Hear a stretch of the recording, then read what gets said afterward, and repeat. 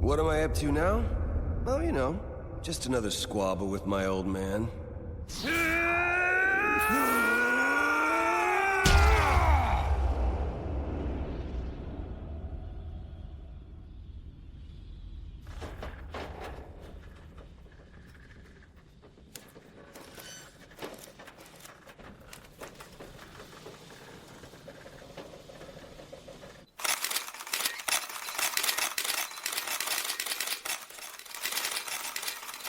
Mr. Saman, we understand that you're the sole survivor of this grisly incident. But still, are you aware that your recent actions have been drawing criticism from all over the world?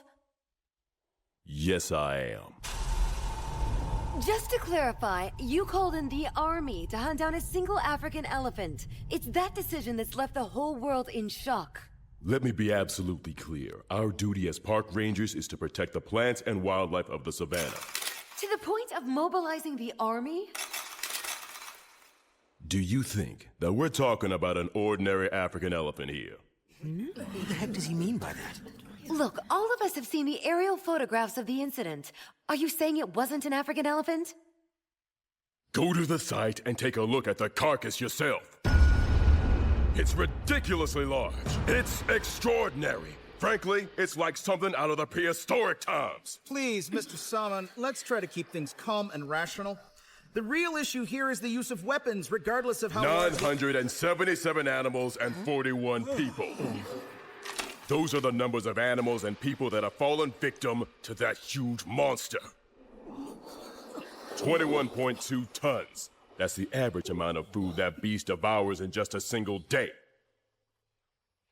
If it were left alone, in 2 years' time, 90% of the park would have turned into desert. The inevitable result of the herbivores dying out from that change would be the death of the carnivores as well. The methods we used weren't wrong. If we made any kind of mistake at all in the way we handled this, it's in the number of troops that we deployed and the kinds of weapons we chose to use against that monster. And frankly, I think we should have called it an airstrike. Are you aware that what you're saying is being heard by the entire world? It's unfortunate we didn't. In the end, we weren't even able to get one single shot fired off.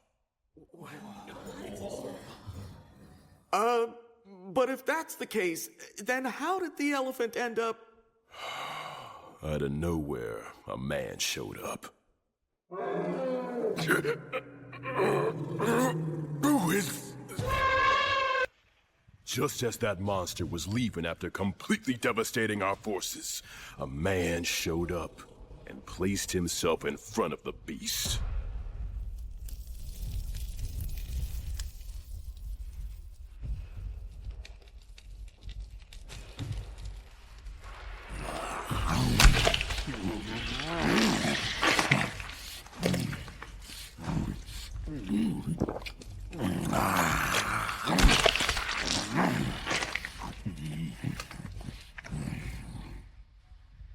With no weapons, bare-fisted, he defeated that huge monster.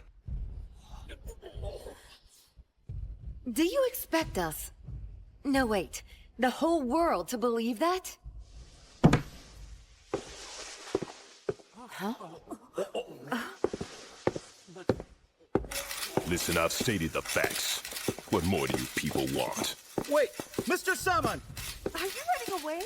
Then again, why would you believe it? Even I don't. I saw it with my own 2 eyes.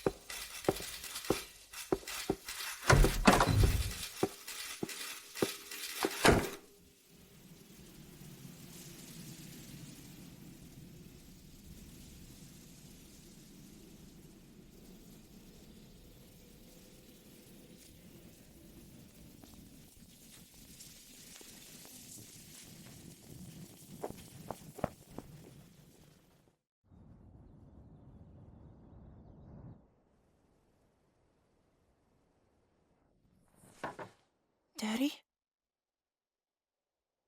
Daddy! Hmm? You know I believe you, Daddy. Really? Even if the whole world is out there calling me a liar? I mean, I know that sometimes, because of work, you have to break your promises to me. But that doesn't make you a liar. Daddy?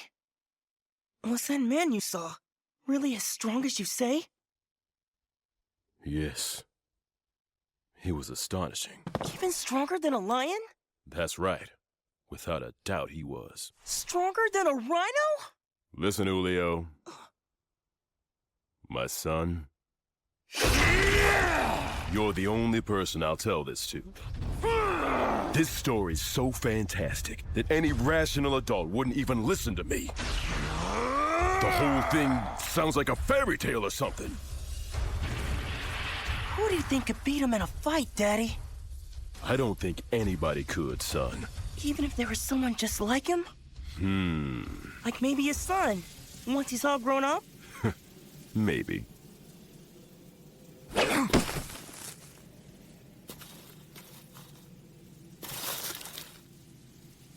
All right.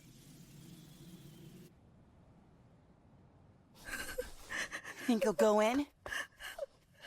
No way. What are we gonna do if he doesn't? Tease him till he commits suicide. But we asked him to fight a high schooler. Who cares? He's the one who has to do it.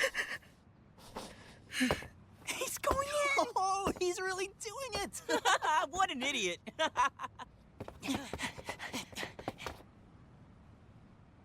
He really did it. He went in. Yeah. Oh.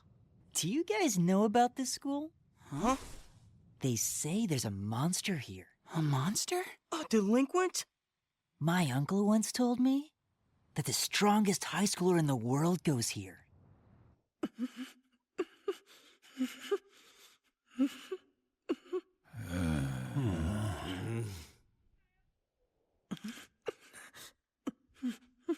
Hey, kid. You have something for us? Like a delivery?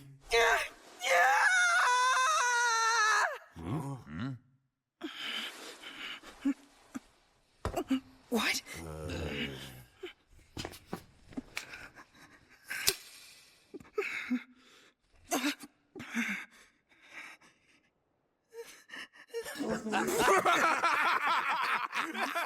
This kid's threatening us! He's come to wipe us out! Let me get this straight. You came here to pick a fight with us? Send out. What? Send out your strongest guy, so, I mean, please send out.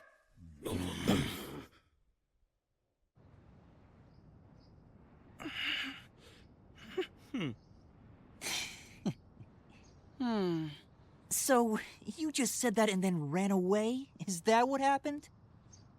They said I should wait. Huh? For what? They just said after school at the Tama River. Look, kid, I'm sorry, but you're barking up the wrong tree here. None of us is the strongest. But tell you what, we'll get you the strongest in the world, okay? Now listen, kid. Wait down at Tama River, and we'll send them to you. This is for real, you got it? So if you don't keep your promise, we'll have a serious problem. Okay. Huh? This just got real interesting!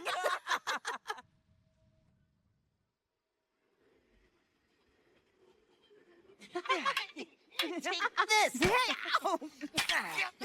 Gotcha! Yeah. Look, you guys. Huh? He came. He really came. The strongest high schooler in the world came to fight me.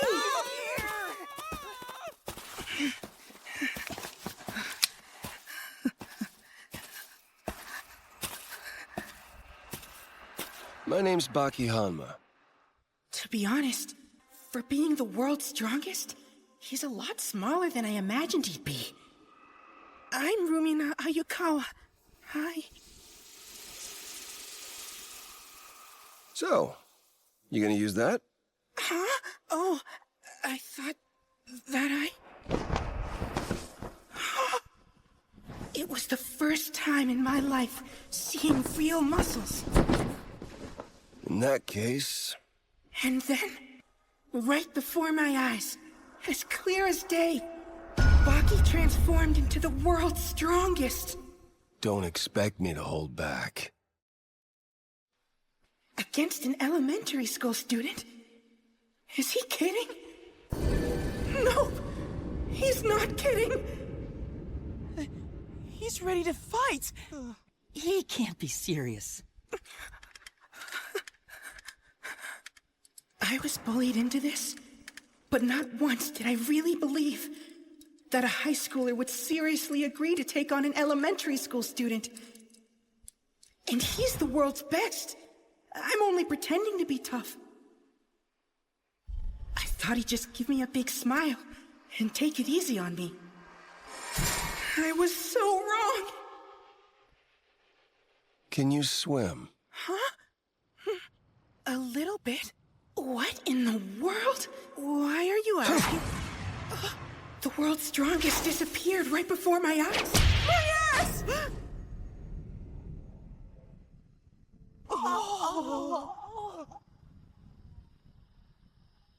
Even if I live to be 80 years old, this will undoubtedly be my greatest shock. Guess he was serious.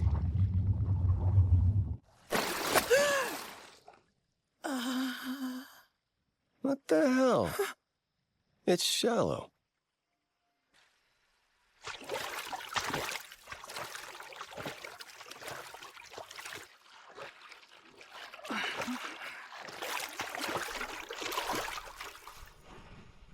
That day, for the first time in 12 years, for the first time in my whole life, From now on, we're friends. I became aware that I was a man.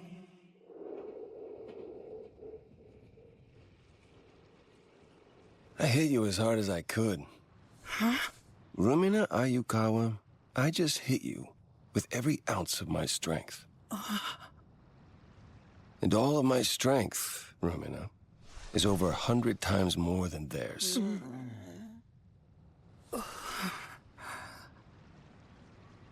They look so small from here.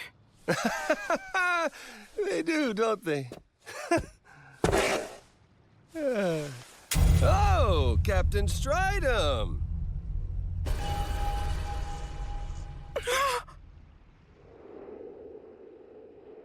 It was just like a fairy tale. Baki's father, the strongest man in the world, had killed a humongous, crazed, evil elephant. An African elephant the size of a dinosaur. Baki, do you actually understand what all of this means?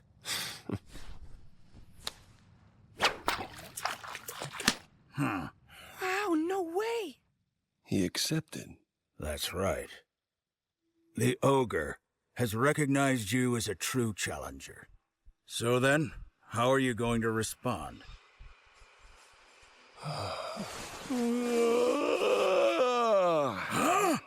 Captain, this is a silly fight between a father and a son. It's the kind of thing that happens in families all the time. Nothing that an American like you should be poking your nose into.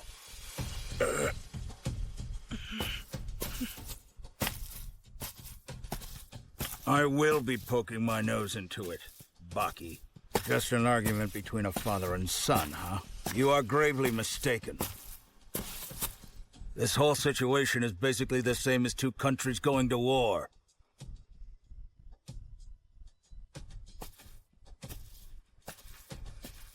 Oh, he's upset. Hey, Captain! In the meantime, I'll just find some rando to spar with. That sound good to you?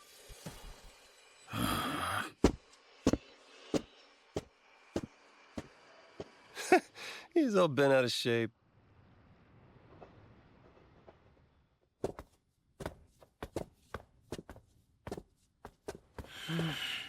Baki, is it okay if I ask you a question? Hmm?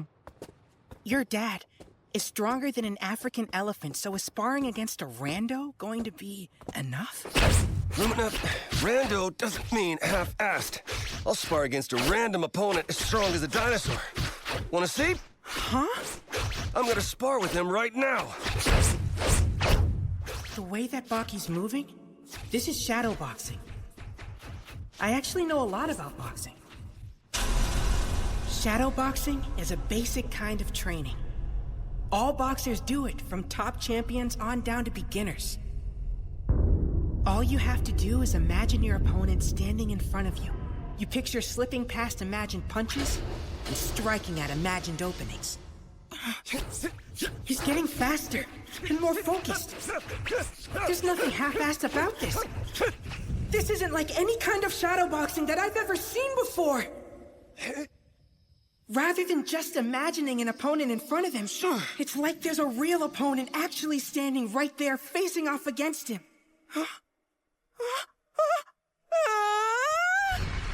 I saw it. I see it. I don't believe my own eyes.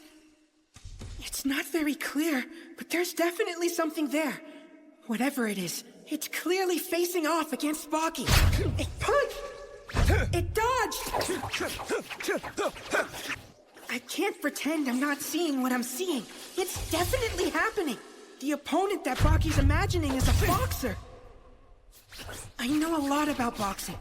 Baki's focus and the fact that he's struggling, it all makes perfect sense. I can see it.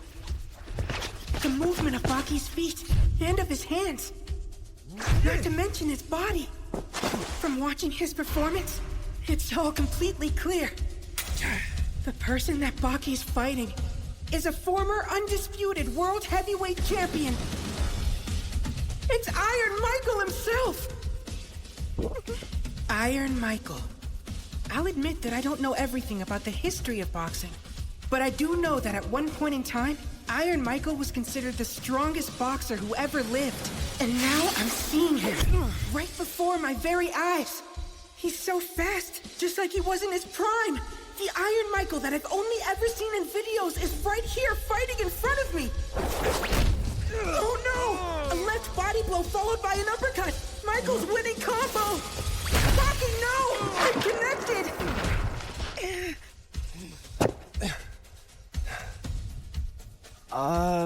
What are the two of them even doing over there? They're just goofing, right? Baki, your nose. It's nothing. His body's bruised. Now I'm all warmed up. So, let's finish this.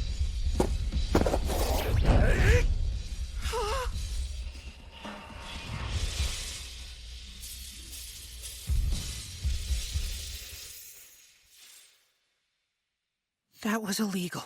Yeah, it's illegal. Or at least in boxing it is.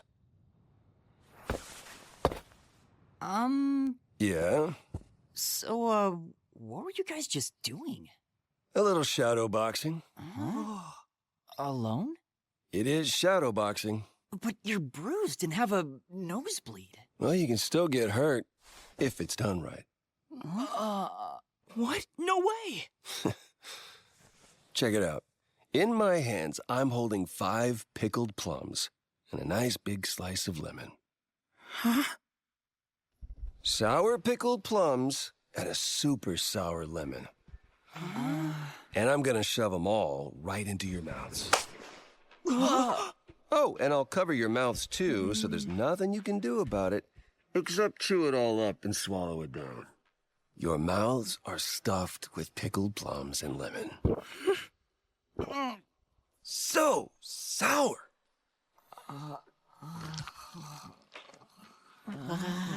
It's a mystery of the human body. Of course there aren't any pickled plums or lemons in your mouths, and yet right now your mouths are watering.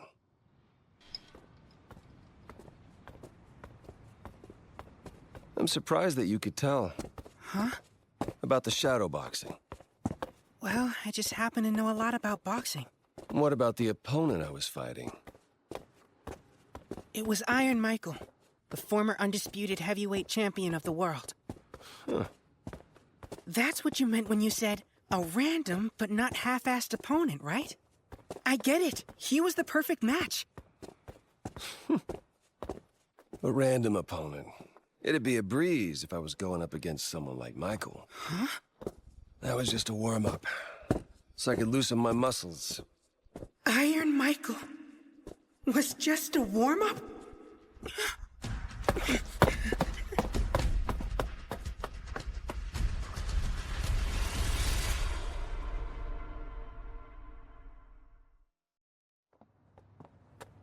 Baki and I headed to his house. It was so weird. Even though we were walking through a residential area, there was enough graffiti to put a public bathroom to shame. But when I looked closer and actually read what was written, I realized that most of it was insults directed at Baki. There's so much graffiti on everything. The guys who did this aren't actually able to fight against me. So instead, they fight me with their words. None of it seemed to bother him at all.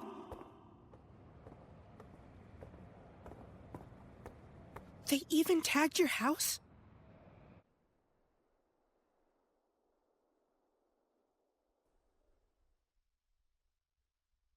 In his room, Baki began doing some stretches. He's unbelievably flexible.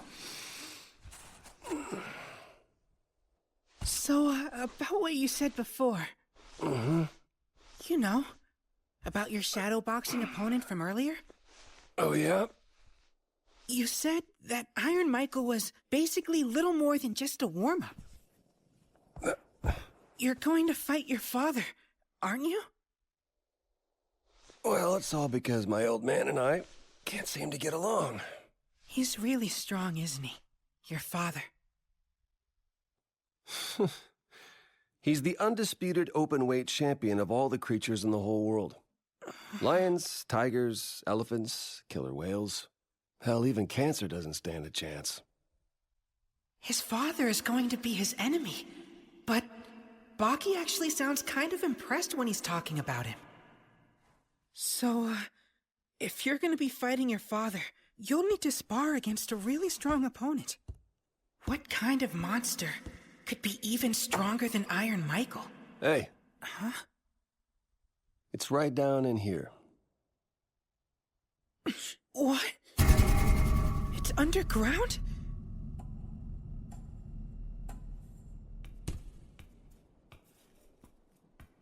A drab, dingy, almost completely empty room. The only furniture, a table sitting over by the wall. Baki? My old man has accepted me as his opponent.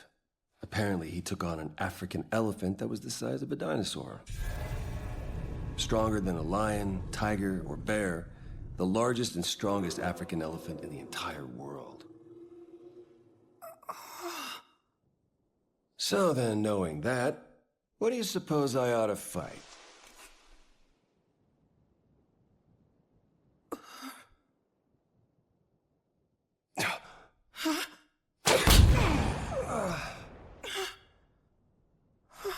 Rumina, there's an opponent that's a whole lot stronger than any elephant. And it's sitting right there on that table.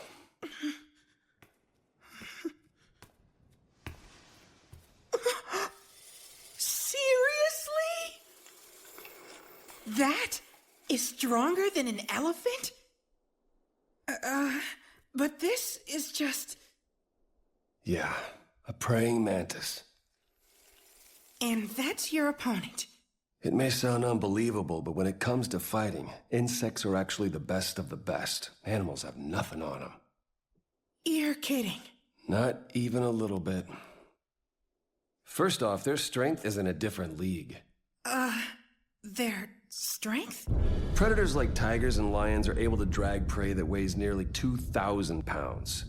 But since they weigh about 500 pounds, their max is 3 or 4 times their weight. Now, how does that compare to an insect? Well, an insect can easily carry 7 or 8 times its weight all the way back to its nest without stopping. You weigh about what, 65 pounds, Rumina? You think you could carry a 450-pound man from your school all the way back to your house? No. There's no way that I could. It's not unusual for a deer to make a 30-foot leap. They do it all the time. But that's a total joke compared to a flea or a grasshopper. If a flea were the size of a human, it could easily hop over a 10-story building. You can get a sense of it when you pick an insect up. They weigh 1,000th of what a person weighs. But despite that, you can feel their power in your fingertips. If they weighed the same as us, there's no way we would win. If we were kicked by those legs, or if we were held down by those powerful front limbs, or if we were bitten by those mandibles, it would not end well for us.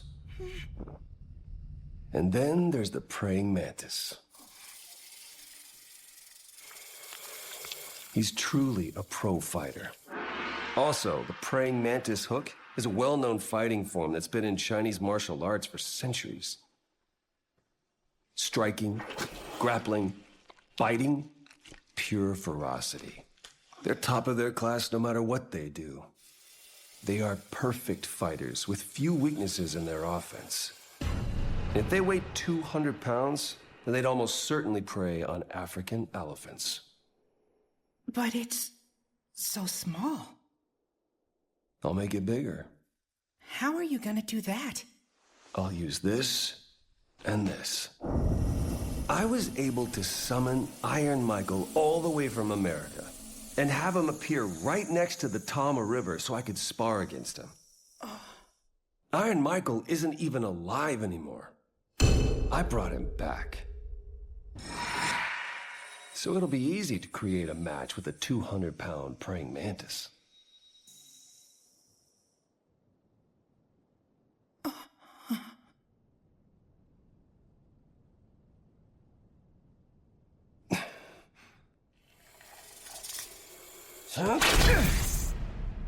That move! That's the kick that defeated Iron Michael.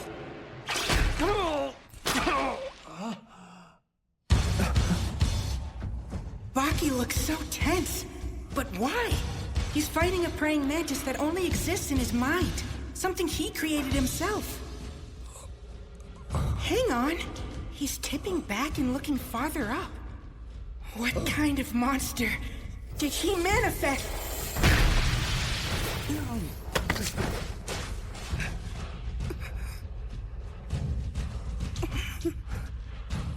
It's just like he said.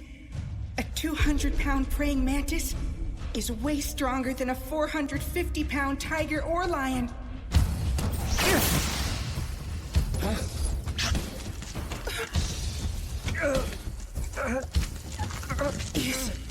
Is it possible? Can it be? Did he actually get caught by his own manifestation? He connected! He landed a clean hit to its chin!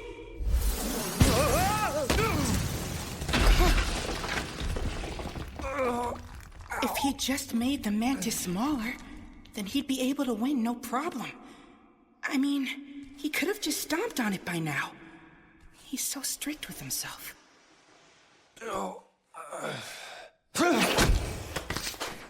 No ordinary martial art will work against a giant praying mantis, so Baki's movements began to turn into something unlike any fighting technique. He kept on fighting in that dingy little room. He kept attacking and defending against an enemy that didn't even exist. And I kept watching, so I wouldn't miss a single thing. I followed Baki's movements, but it was hard to know what was really going on. I watched. But then, just like when you see a phone holster and instinctively know what it's supposed to hold. Or when you see a book cover and right away know what size book it's for. Or when you see half of a pendant and can immediately imagine what its other half looks like. I could see it. Little by little. Down there in that dingy, empty room. Something that wasn't there. Slowly but surely. Eventually. I could see it! What Baki had created was an insect that weighed over 200 pounds. After finally seeing it, I almost wanted to cry out of sheer despair for what he'd been fighting. But Baki kept facing off against it, confronting it head-on. Baki's father, said to be the strongest man in the world, had apparently defeated an African elephant the size of a dinosaur. But still, no matter how strong an African elephant might be, its only real advantage is in its size. But if it were as small as an insect, its strength would be no better than a caterpillar's. Then practically out of nowhere, came Baki's finely honed kick. The speed, the timing, it connected perfectly. I expected a knockout.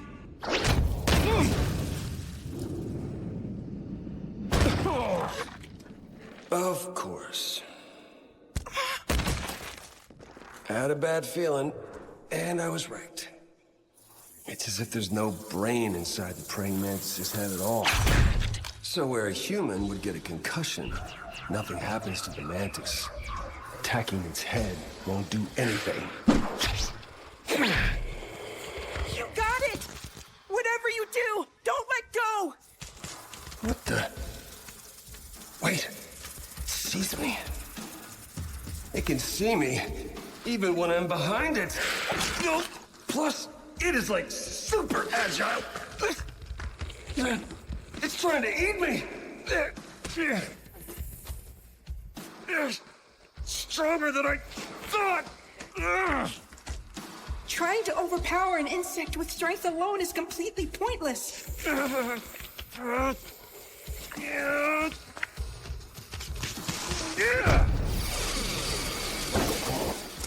It doesn't matter who my opponent is, whether I'm facing a human, a beast, or an insect. The approach is the same. I know what I'm capable of. I'll stay focused and fight like I always do. Sting as hard as metal, but I can bend metal. No! Baki! Look out! It doesn't have a weakness, but I know my strengths. It's super agile, but so am I! He managed to grab it! He's pinned the praying mantis's legs in a hold! Break it!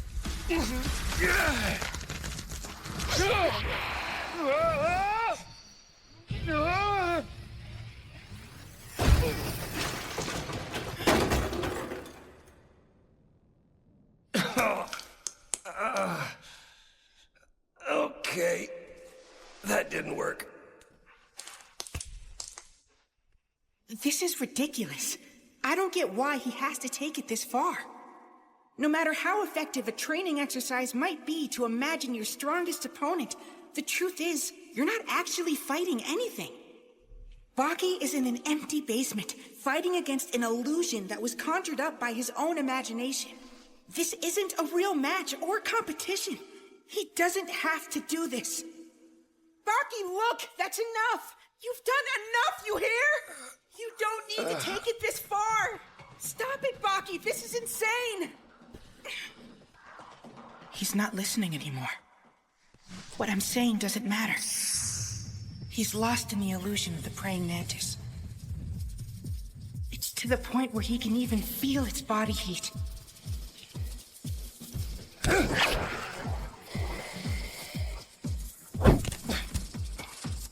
Okay. With eyes like that, it doesn't have a blind spot that I can exploit. So it doesn't really matter what direction it might be facing, because it always has the whole room in its field of view. And that means there's absolutely no place in here for me to run. Wait a minute. You're not gonna run away when I fight that bastard. So there's no way I'm gonna run in here. No way in hell.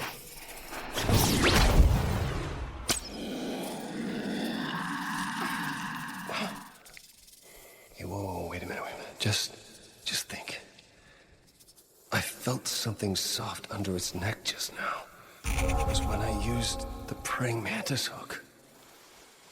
All right then, let's give it another try. Once upon a time, in China, there was a monk who was named Shu Yamen. What's that? One day in the forest, he saw something incredible.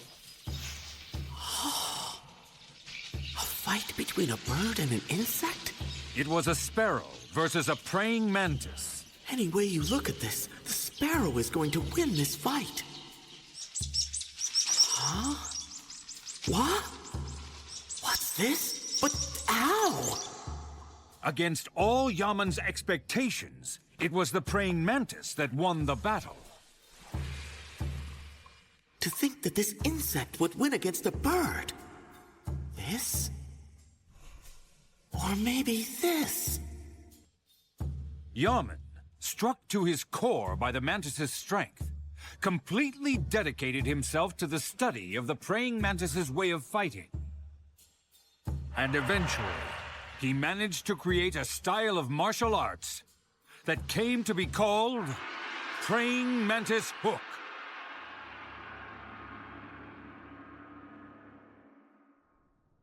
Baki's stance has changed. Rather than taking on a more traditional fighting stance, it looks like he's actually imitating the praying mantis's movements. The world of martial arts is savage.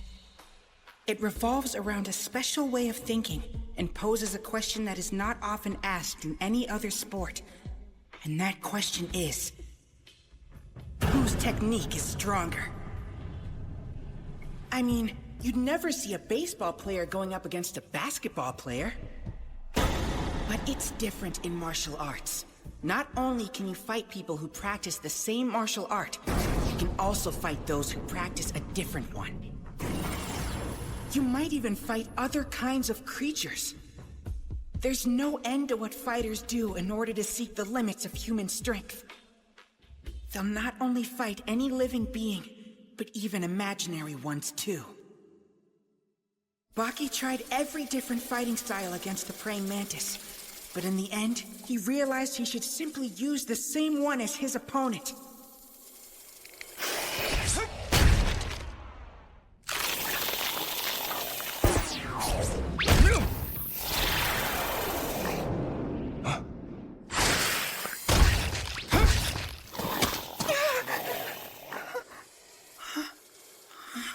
It's getting tired. You see that, Rumina? These guys have no natural enemies in the insect world. It's getting closer to the end now. So they've never experienced an attack like that one before. Their offense may be powerful, but their defense is completely inadequate. Now get out of the way. Baki's gonna win!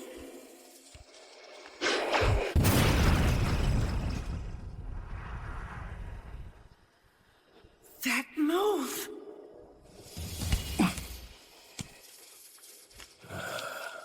I can see it now.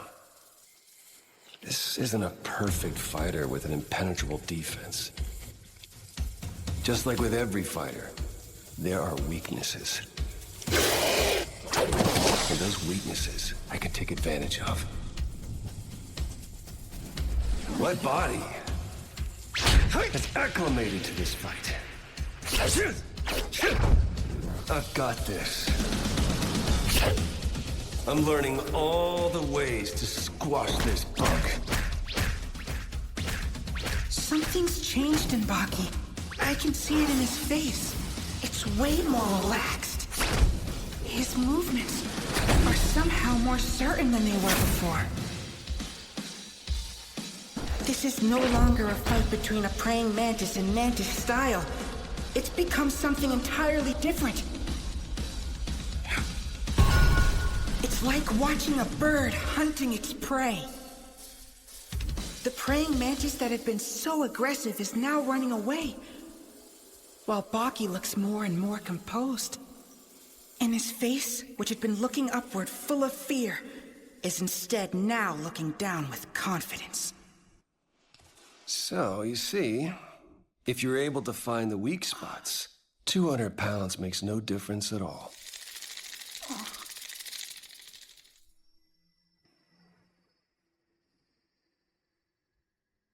It disappeared! And the real one ought to be... Yeah, there you are.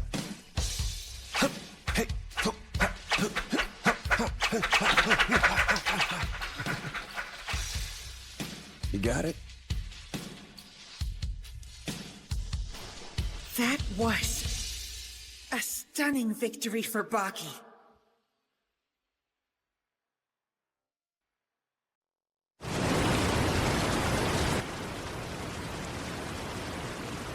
He only uses it when the water level is high. It's not that I'm trying to brag, but he seems to have taken quite a liking to our pool. You mean that murderous pool that flows at over 12 miles an hour? Please, make no mistake about all this. It's only dangerous when the water level is high.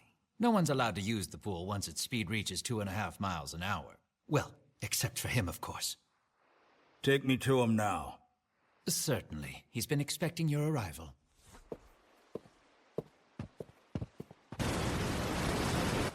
Using a natural source sounds nice, but this...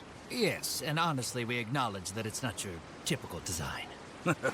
Not even an Olympic swimmer would be able to handle this water. True. He's the only one that I've ever heard of who could actually enjoy it. How fast is the current today, anyway? It's nearly 13 miles an hour right now, so for the time being, the pool's closed. Well, to anyone else. Huh? So where is he?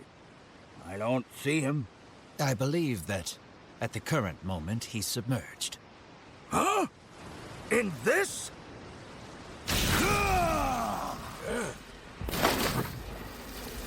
How long has he been doing this? Approximately 1 hour. An hour? In that current? And he hasn't surfaced once. He's doing the butterfly, the most difficult stroke. Less of a butterfly and more of an eagle, perhaps? Maybe a tuna. Less of a tuna and more of an orca, perhaps.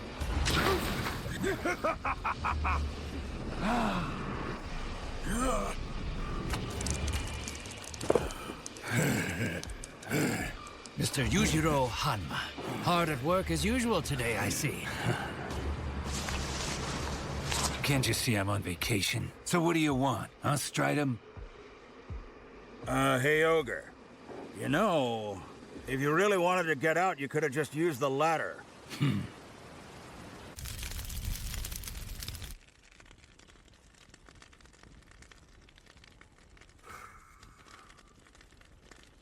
A 200-pound praying mantis. That boy of yours is a prodigy. If a praying mantis truly weighed that much, even the fiercest of beasts would be no match for it. As I'd expect of a Hanma. Or should I say, your rival. When it comes to martial arts, that boy is thinking in a whole different dimension. So, Ogre, what do you think? Huh?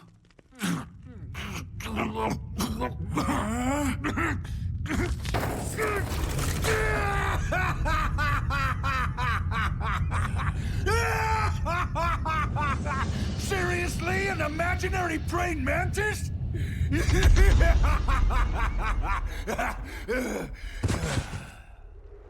A picture may be worth 1,000 words, but a single real action is worth more. You won't get killed, and you won't get eaten. No matter how big you make something, at the end of the day, what's fake is fake. Even a real-life puppy would have been a better opponent. It all began with a single gunshot. On this fateful day, November 23rd, back in the year 1963, right here in Dallas, Texas, in the United States of America, the president who was overwhelmingly popular was assassinated right here. And anyone who was there will always remember that day. The use of satellite broadcasting, which was expected to dazzle the entire world, got off to a rather inauspicious start. The name of the hero tragically struck down was John F. Kennedy. Today, inspired by that charismatic yet ill-fated politician, current U.S. President George Bush has decided to hold a parade here in Dallas. The president himself has said that the goal of today's event is to rewrite this date's ominous history and to restore the image of Dallas on the world stage. However, given the less than enthusiastic reception that this event has generated among the American public, it may just be seen as the president's attempt to bolster his declining approval rating. Here he comes now.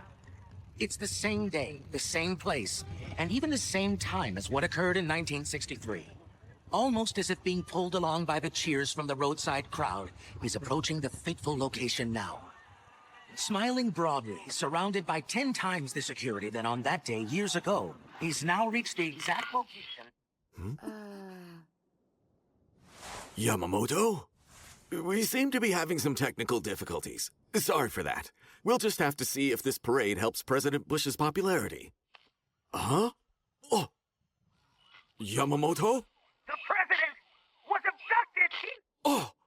Yamamoto! An unknown perpetrator has just abducted the U.S. president! Oh! He was abducted? Yes, just now, It appears something happened. Even though everyone was watching, just now, President Bush was... As you can see in this footage, it appears that a young Asian man has carried off the president. The situation here is a state of absolute chaos. I've just been told that the perpetrator is apparently holed up in a nearby restaurant right at this very moment.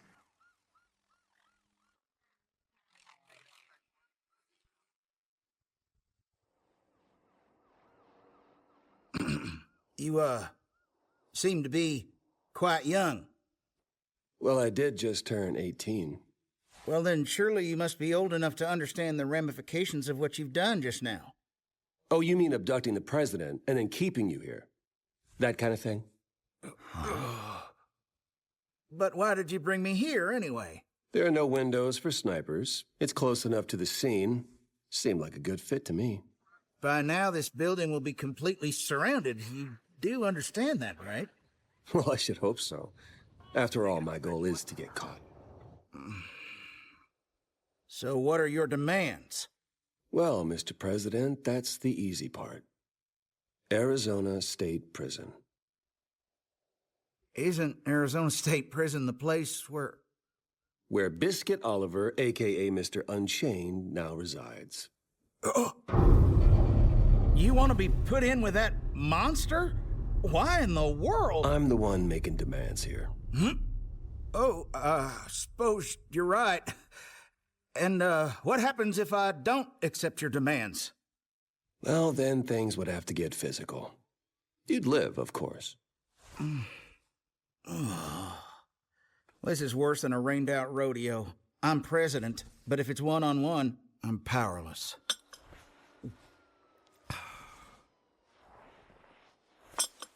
All right, I concede to your demands. Huh? Then let them know. Everyone outside must be worried sick.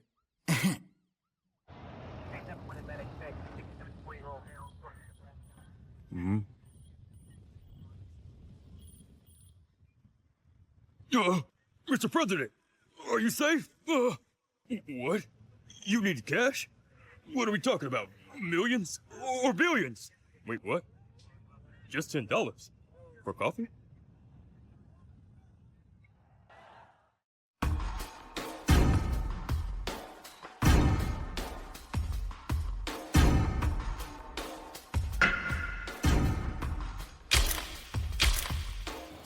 Well, everything moved a little faster than I thought it would. But now I'm headed exactly where I wanted. The president kept his word.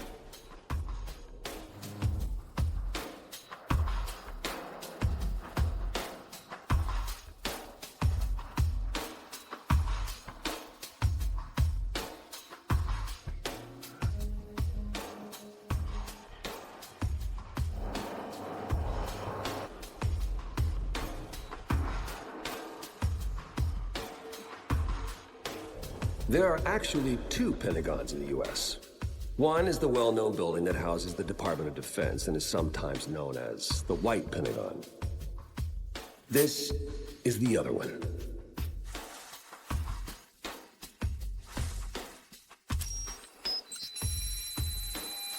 All clear. Service number, please. K9879428. Go through.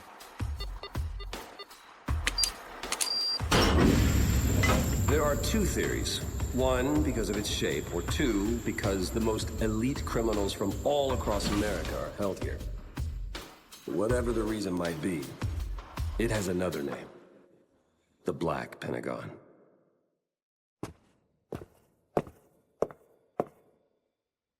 Strip down.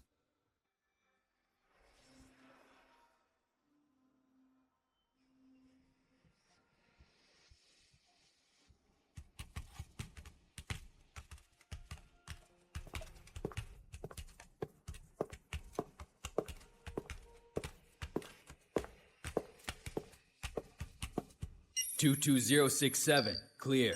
22068, a foreign object has been detected internally." This way.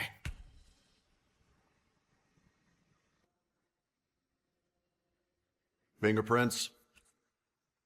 Registering your fingerprints is a given. Now look in here. But then there's the retinal scan and the swab inside the cheek. That's how they get your DNA. All right, this way.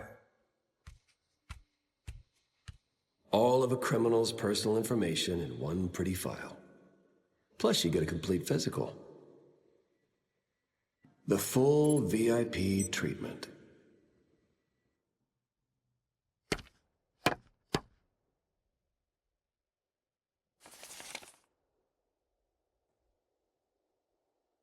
You have an incredible physique.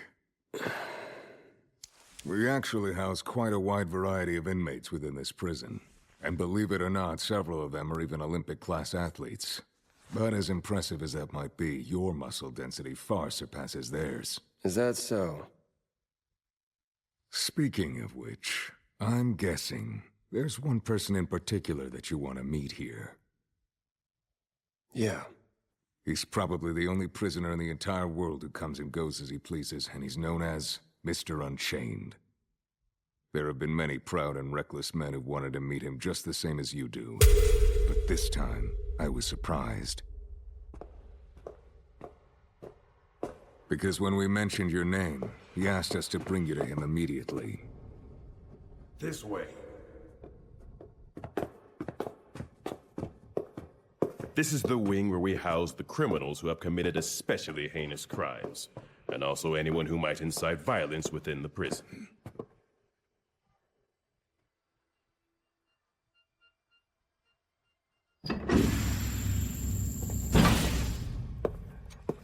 Don't make eye contact. It'll cause trouble. Acrylic barriers every 30 feet. The measures they put in place to keep these men locked up tell you what kind of crimes they committed.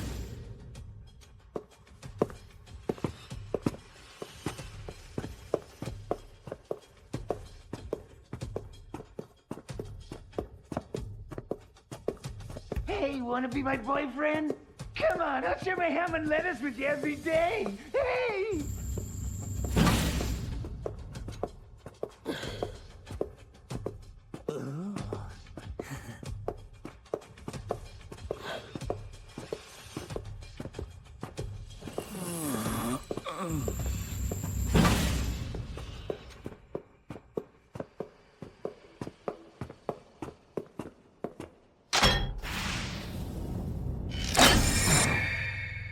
After what we just passed through, I definitely was not expecting this. Especially not in a prison.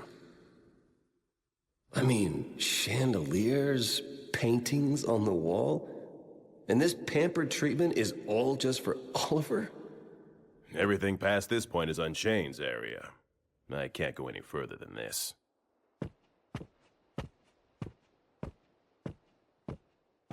I mean, come on. Are we even still in a prison anymore?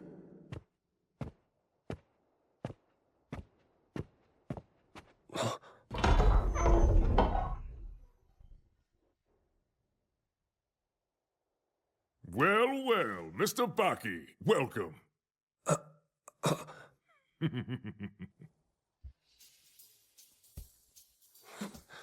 What kind of prison is this? How fortunate I am to have friends who visit me from so far away. Well, go on, have a seat.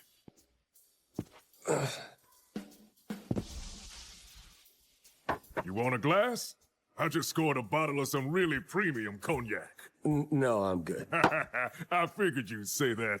I've also got some truly quality jasmine tea. Look, Oliver.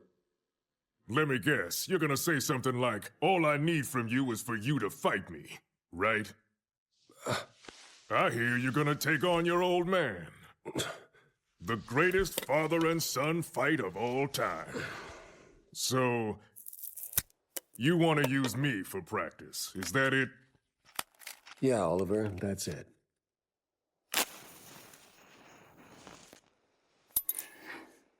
Baki? Look, I'm #1 around here, okay? Or to put it simply, I'm the strongest fighter in this prison. Out of the 4,071 scoundrels from across the U.S. here in the Arizona State Prison, 4,070 of them are gunning for my head. Do you understand what I'm saying here, kid? You're like a trainee boxer who just passed his pro test today. You can't exactly expect to fight the world champion in your debut match. You are way too relaxed. I'm not talking about boxing. What I'm talking about is fighting.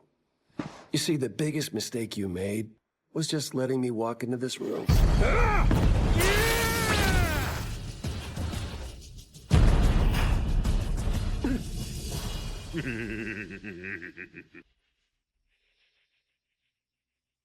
Listen, just calm down, kid. You hear me? Look, Baki, I'll be fighting next week.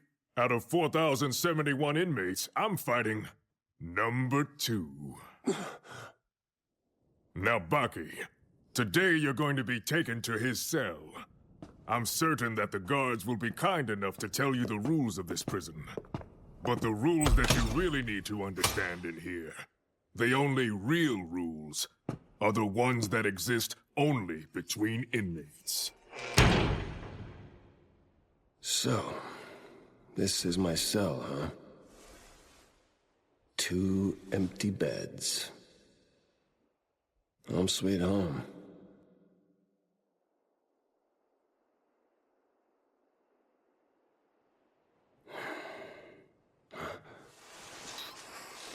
Baki.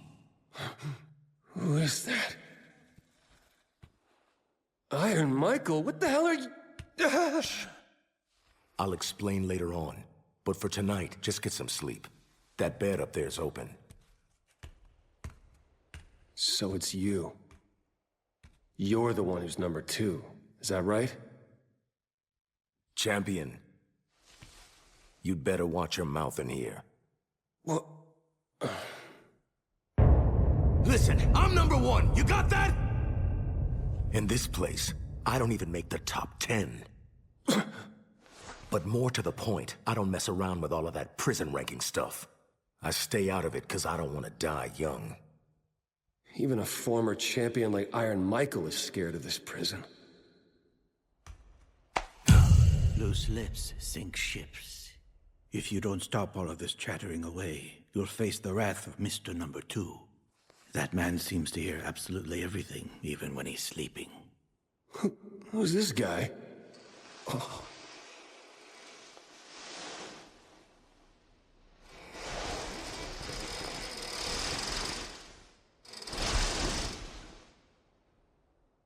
He's huge!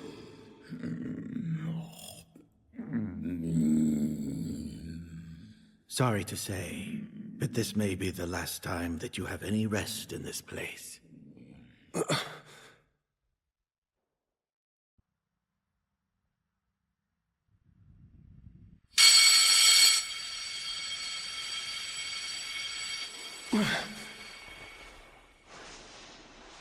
Number 2. Get out in the hallway. This guy is number 2? Go on now, get dressed. Number 2?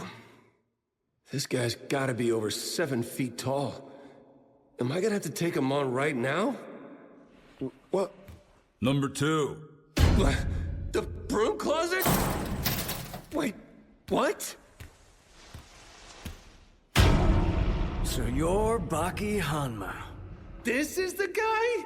Welcome to prison. This guy is number 2. You know, I gotta tell you, for what you did to President Bush, you deserve a lot of praise. Although honestly, it would have been just perfect if you snuffed him out instead. Let me know if there's anything you need to know about this place. Well, there is one thing. Yeah? Why were you in the broom closet? 'Cause I'm a warrior. If you want to lie down, then you can do that all you want after you're dead. One more thing. Anything. If I were to take you out right now, I guess that would make me number 2.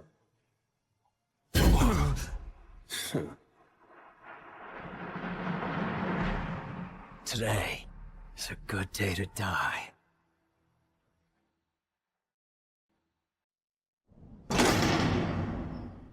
Hey, sweethearts! Get a move on! You getting ready for a party or something? Quit dawdling or you'll get a kick in the ass! All cells report! Cell 1, clear! Cell 2, clear! Cell 3, clear! Cell 4, clear! Cell 5, clear! It's like being in the army. Needless to say, you punks are nothing but human garbage. I don't want to hear a peep out of you. And you'll be shot without warning if you violate any of the rules in here. Blame yourselves for being born stupid. It was a truly bizarre sight, completely out of place in a prison. You have no freedoms whatsoever. This is what your life's like now. Again, blame yourselves for being born stupid. Get used to having no freedom.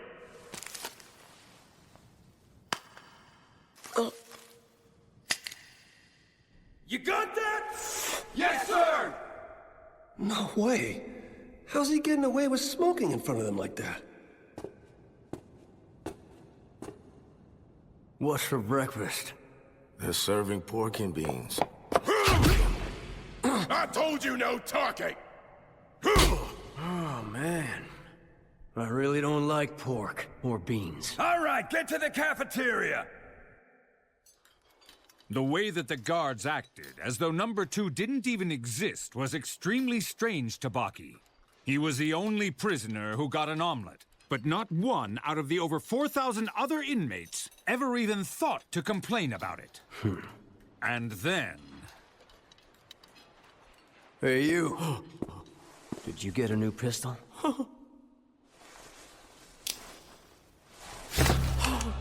You had a revolver before this, didn't you? Upgraded to an automatic, huh? Nice.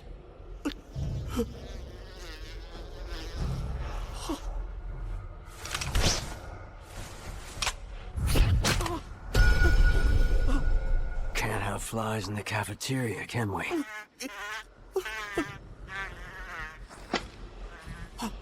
Take it outside and let it go.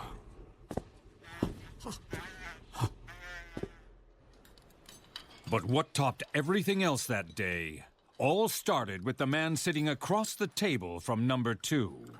Hey, take a look over at number 2. The man sitting across from him is just about to challenge him. Watch closely. He's big. His background is in sumo wrestling, the national sport of your country. After doing that, he shifted to mixed martial arts and became a champion after only a few fights. But when using his ridiculous strength out in the streets, he ended up getting nabbed for manslaughter. He's never lost a fight in Japan or the United States. But then, the same could be said for most of the guys in this prison. I hear they call you number 2.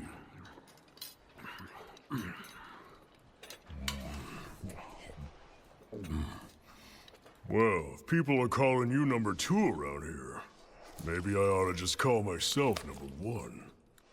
This thing is a pain.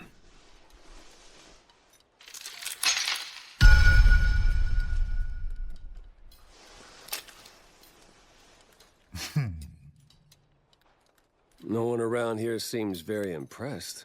Well, that's because they already know exactly what's going to happen. See this?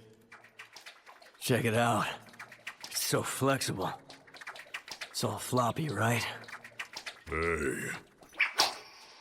You see? And here we go.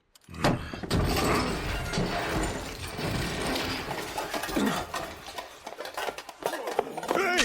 Don't move!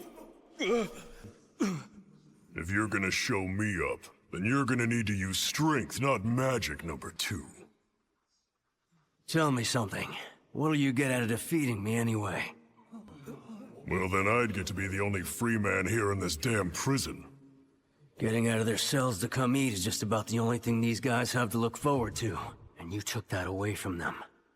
Now that's a real crime. Well, I don't want to take away your freedom. It's really hard to watch this. You've thought this through. That gun gives you an excuse for when you lose to me.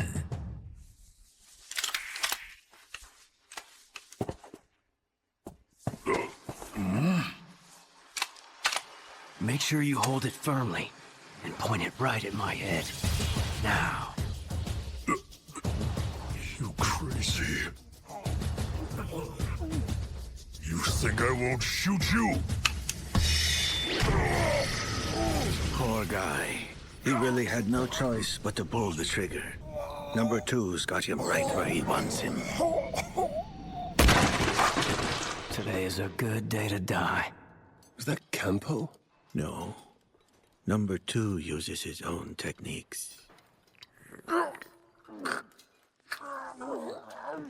What did you use against me just now? What did I use?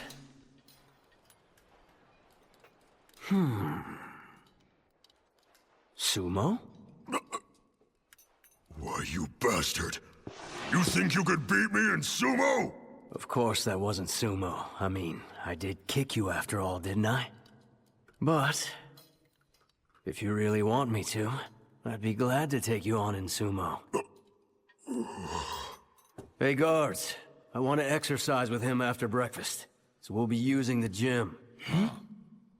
All right then, now that we've gotten permission, shall we go?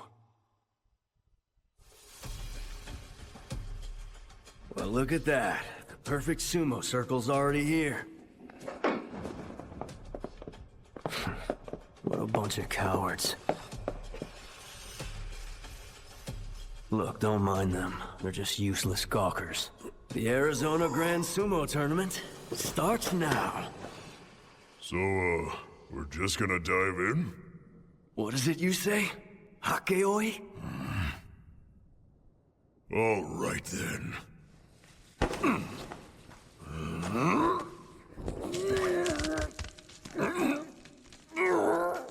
I should be able to pick you up easy.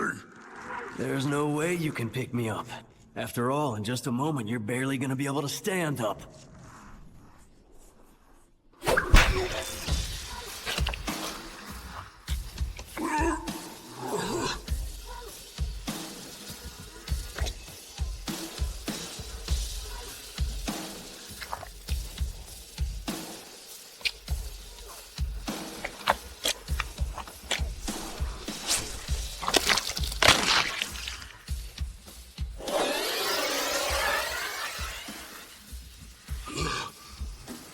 Balance. I'm about to fall over. I gotta stand up. And we have a winner.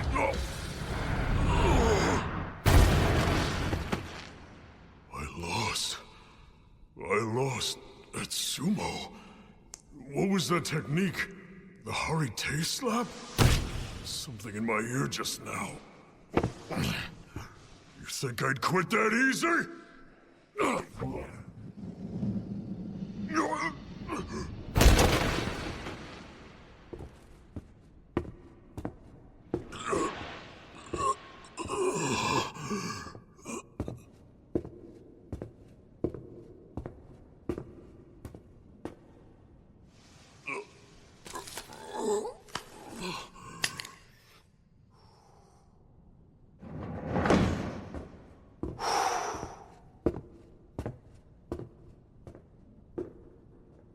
Hey. What do you think you're doing in here all by yourself? Huh? You can see that sign on the wall, can't you?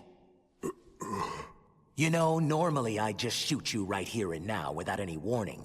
But since you're new here...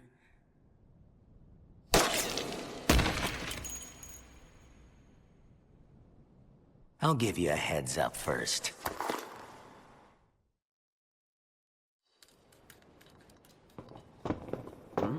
Oh, hey, Mr. Baki. Food's terrible, isn't it? You know, at first I thought you were called number 2 because you were the second strongest, but that's not it. You're exactly right.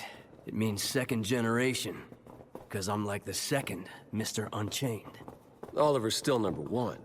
But the era of Mr. Oliver has come to an end. That's simply what everyone wants. He lives an absurdly pampered lifestyle. Honestly, no one sees him as number 1 anymore. All that he really does is use his strength to get whatever he wants. At the end of the day, both he and President Bush are Americans through and through. And you're trying to say you're not? You know what? You're a real smartass. No talking! Huh? Ooh, this baton is all floppy, see? Don't move! All right.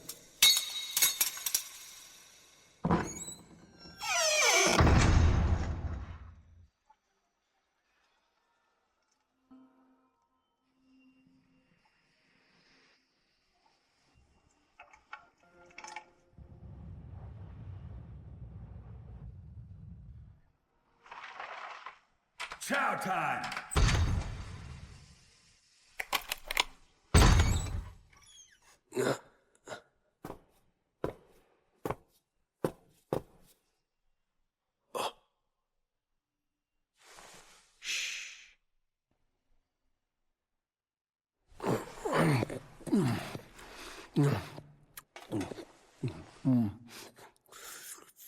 All they're giving you is bread and a cup of soup. I can't really see why you'd need a knife or a fork for that. Not to mention, it's not like you could even use utensils the way they've got you.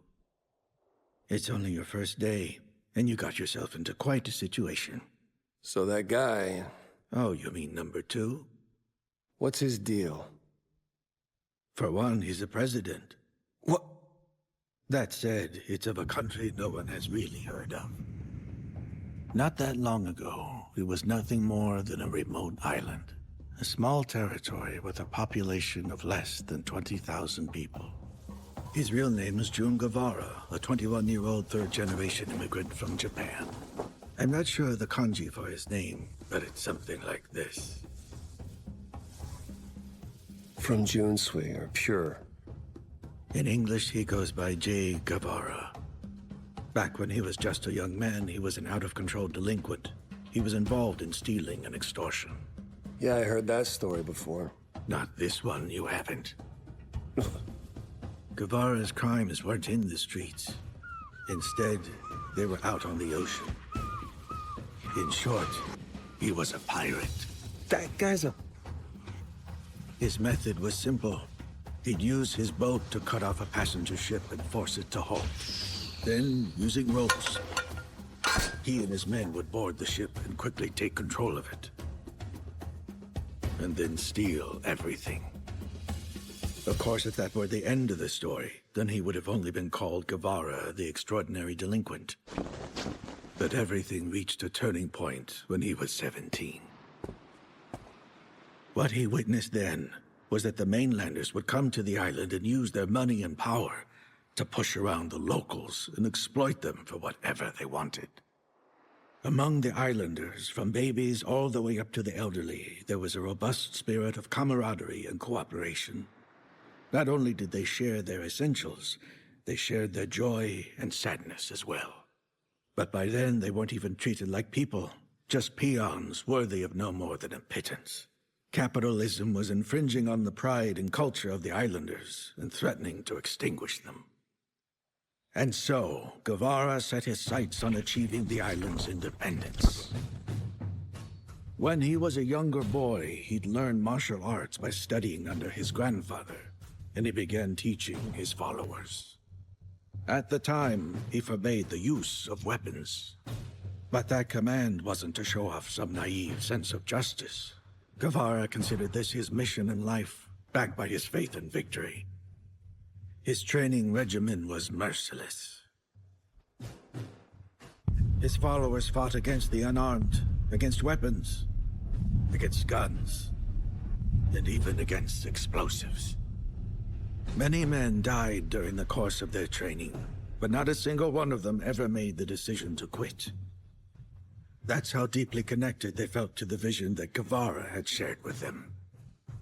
Guevara's weaponless army stood ready. Injuries no longer scarred them. With the backing of his followers bolstering him, Guevara declared his island's independence. But because he was so young, not all of the citizens of his country believed what he said to them. One man hated his words. President George Bush. All right, look. Isn't there anything we can do about this little island? It seems the cries for independence are only getting stronger. And that's when the incident occurred. Just send some airplanes down there. Have them make a couple of low flybys. You know, real close to the ground, and then bam! I mean, one shot would be enough to take out the whole island. If I may interject something, Mr. President. It seems to me that a nation's independence is something that should be respected. If the will of that nation's people is unified behind their leader, then... Secretary James, we aren't in front of any press or cameras in here, so give all that nonsense a rest already. I mean, just read the room, man. More importantly, can the United States allow so many people to defect? Defect? This isn't about independence. No, I think what this is really about is 20,000 citizens trying to secede. As leaders of the world, do you really believe that we could ever allow something like that to happen? For now, let's send in the military. Yeah. We can say we're going there to quell a coup d'etat. It's practically foolproof. We'll control the media from top to bottom on this matter. That's just the kind of thing I'd expect out of you, Secretary Ray. Mr. Secretary, how long till the Defense Department can ready a deployment? With the President's authorization as early as today. Well, this is truly it. The pioneer spirit that built our nation. Huh? Stop right there. You boys, freeze! If you make any sudden moves, I'll twist the president's spine 360 degrees, and that might hurt a lot.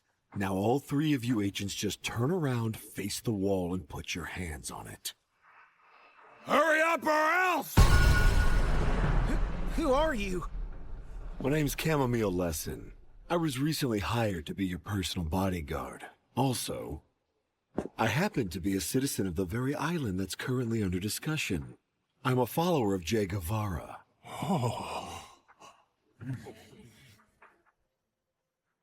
All that we're asking for is to be allowed our right of independence. That and your blessing too, of course.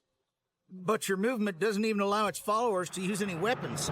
Do you really think you'll be able to get anywhere like that?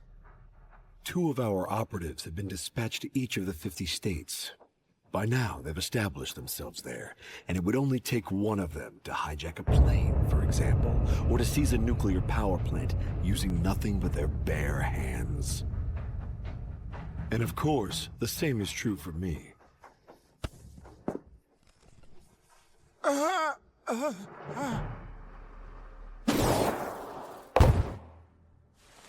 If you will. Well, it appears that stubborn attitude of yours has finally quieted down a little bit. It's just like over here where I'm at, where the wind can often be extremely strong and gusty, but is nothing more than a gentle breeze against my skin. Ah, no way, that's my house!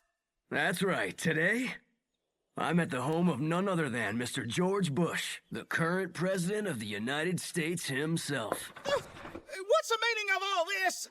I'm coming in. Wow, how nice. What a warm, friendly welcome I'm receiving right now from the wife and kids. I mean, just look at those big American smiles.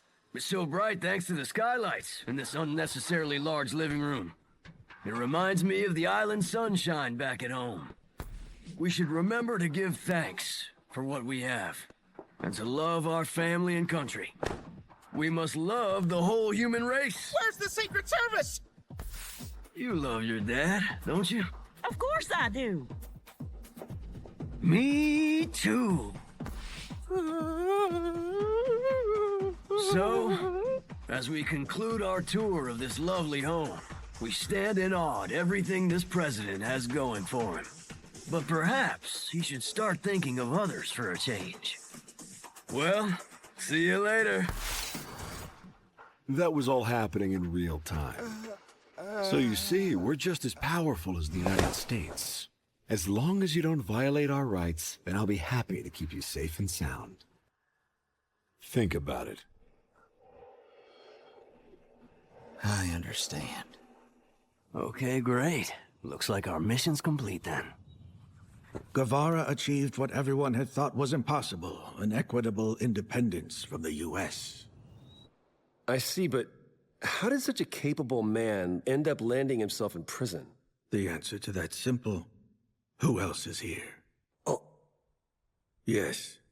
The strongest fighter in all of America, Biscuit Oliver.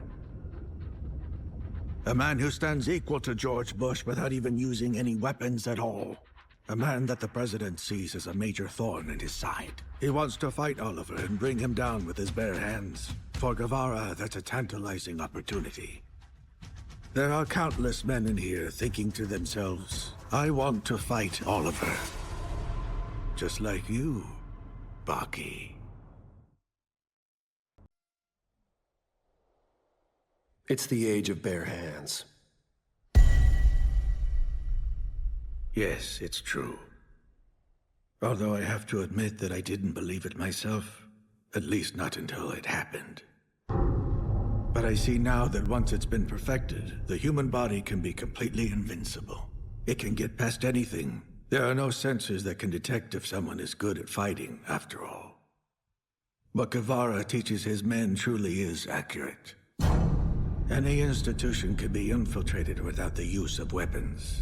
Men who are trained properly are stronger than machine guns. Even the obtuse United States is finally catching on to that fact now. They've decided to closely monitor 3 men. Your father, Yujiro Hanma, also known as the Ogre. Biscuit Oliver, also called Mr. Unchained. And June Guevara, who we know as Number 2. Out of everyone, only those 3 are the targets of extraplanetary reconnaissance. I mean man-made satellites. Oh. Man-made satellites are typically only used for military matters. However, several are dedicated to monitoring the movements of just those 3 men. The satellites continually collect images of all 3 of them, with such precision and clarity that it looks like they were photographed from only a few feet above. But if any of them begin to move more quickly than 2.5 miles an hour, an entirely different protocol kicks into place. Over half of all satellites are immediately put into emergency mode and redirected to follow the target's movement. As a result of that, it's said that the GPS systems that use those satellites can have their accuracy offset by up to 200 feet. The system filters out false positives like driving in a car, but any other movement where they're going over 2.5 miles an hour, essentially anything other than walking speed, triggers the system's response, wreaking havoc on GPS systems everywhere. It says that I'm driving in the ocean. Wow, that's, There's certainly a troublesome trio for anyone who's looking to protect themselves with weapons. In a way, it is refreshing.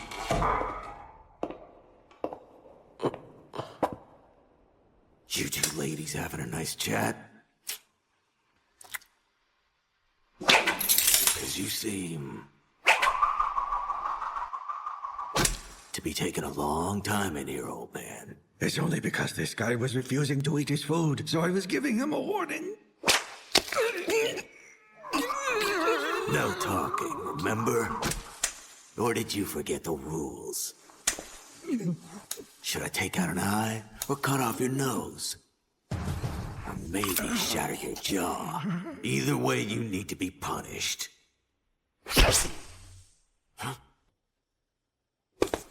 You're the one who's gonna get punished. Abusing an old man isn't gonna get any hair to grow back on that bald head of yours. You know, I gotta thank you. The only reason I've stayed in this job as long as I have is because I've been dying to meet someone just like you. The facts here are crystal clear. You were the one who attacked me. I'm just a victim of your aggression. You provoked me when I was in such a vulnerable state, so you have to be punished severely. On top of that, maybe worst of all, you mocked an area of personal insecurity I have about my body. So what other choice do I have? Really, what else am I supposed to do with all this pent-up animosity that you caused? Oh.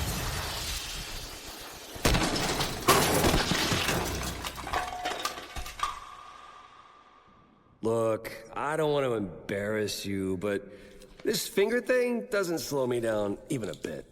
Dislocating a joint is nothing. You see? And then from here, nearly anyone could.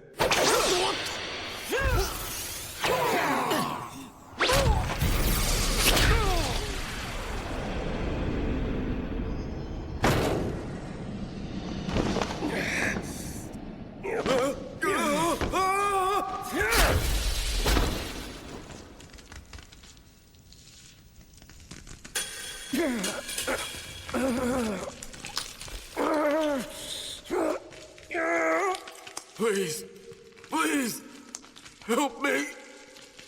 Don't be scared, because I'm definitely gonna save you. I can't hold on. Nothing. You'll get nothing in return for helping him, you know. I mean, he is an American after all.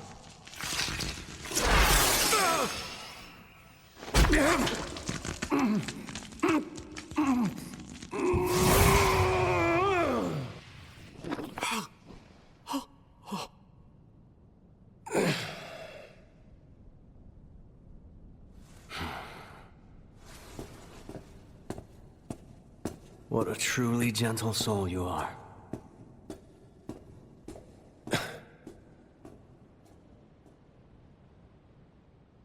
Looks like we made quite a mess, didn't we? No, I have nothing to report. I mean, yeah, a food cart was knocked over, obviously. But that was only due to my own carelessness. That's all it'll be in my report for today.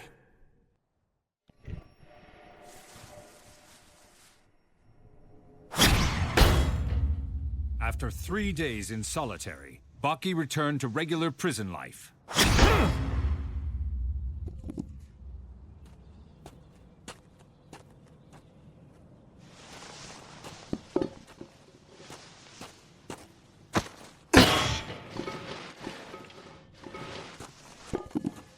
Under the blazing sun, he was tasked with laying the foundation for building a road. Now I see why you're able to get so much done in such a short time. You could drive them in with just 2 hits. That definitely sets you apart from the others.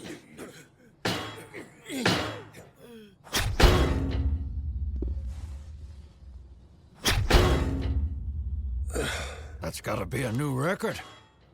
Even Iron Michael needs to hit him 3 times to drive him in.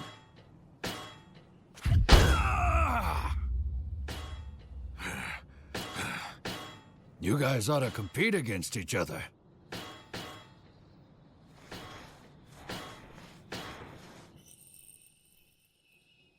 Break time!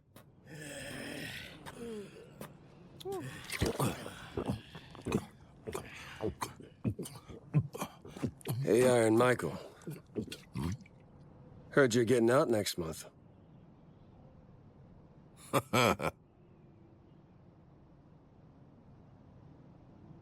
Wait, what?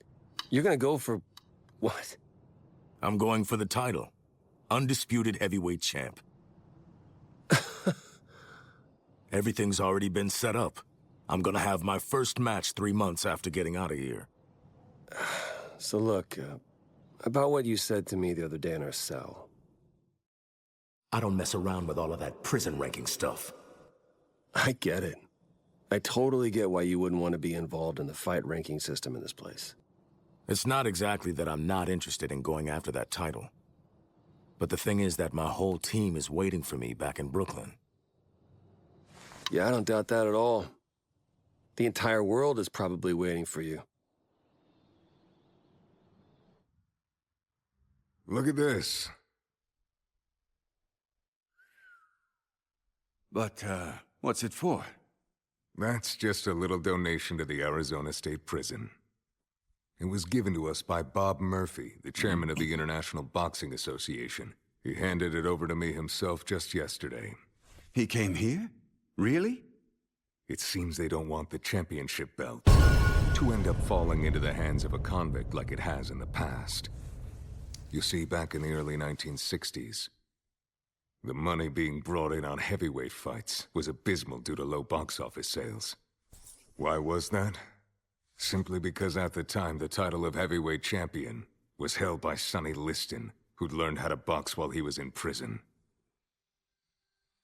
Sonny Liston had been arrested over a dozen times throughout his youth, and only made his boxing debut after learning the sport while in prison. Eventually, he went on to become the world heavyweight champion. However, what he received after his victory wasn't cheers or accolades. Instead, he was booed and heckled. Fight promoters had to endure a very dark time until things changed with the arrival of the greatest, the man named Cassius Clay. Apparently, they don't want to relive that nightmare. So, what do they want us to do exactly? They just want to make sure that he's never able to box again. Wait, are you talking about Iron Michael? And who's supposed to take care of that? I mean, he was the heavyweight champion, for Pete's sake. The fighting ability he possesses is significantly above and beyond your typical fighter. And there's no way that Oliver and Guevara, the two men who might actually be able to beat him, would ever go along with this. Then let's call in the Mouth. Are you sure that's a good idea, Warden? I mean, after all, Lip, tooth, tongue. I'm certain those three will understand exactly what we want from him. Also, I'm sure that they're capable of defeating Michael. Besides, I really don't think this is a good idea. As I was just about to say, besides, they've always been our allies up to now. It'll be perfect.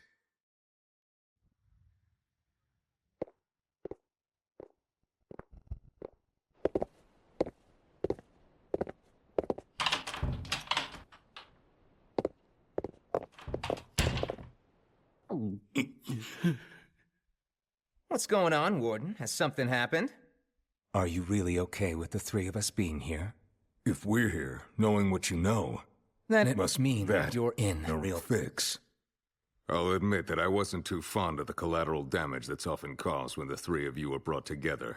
However, a situation has arisen that requires some collateral damage. If we're to do it, I think we ought to do it tonight.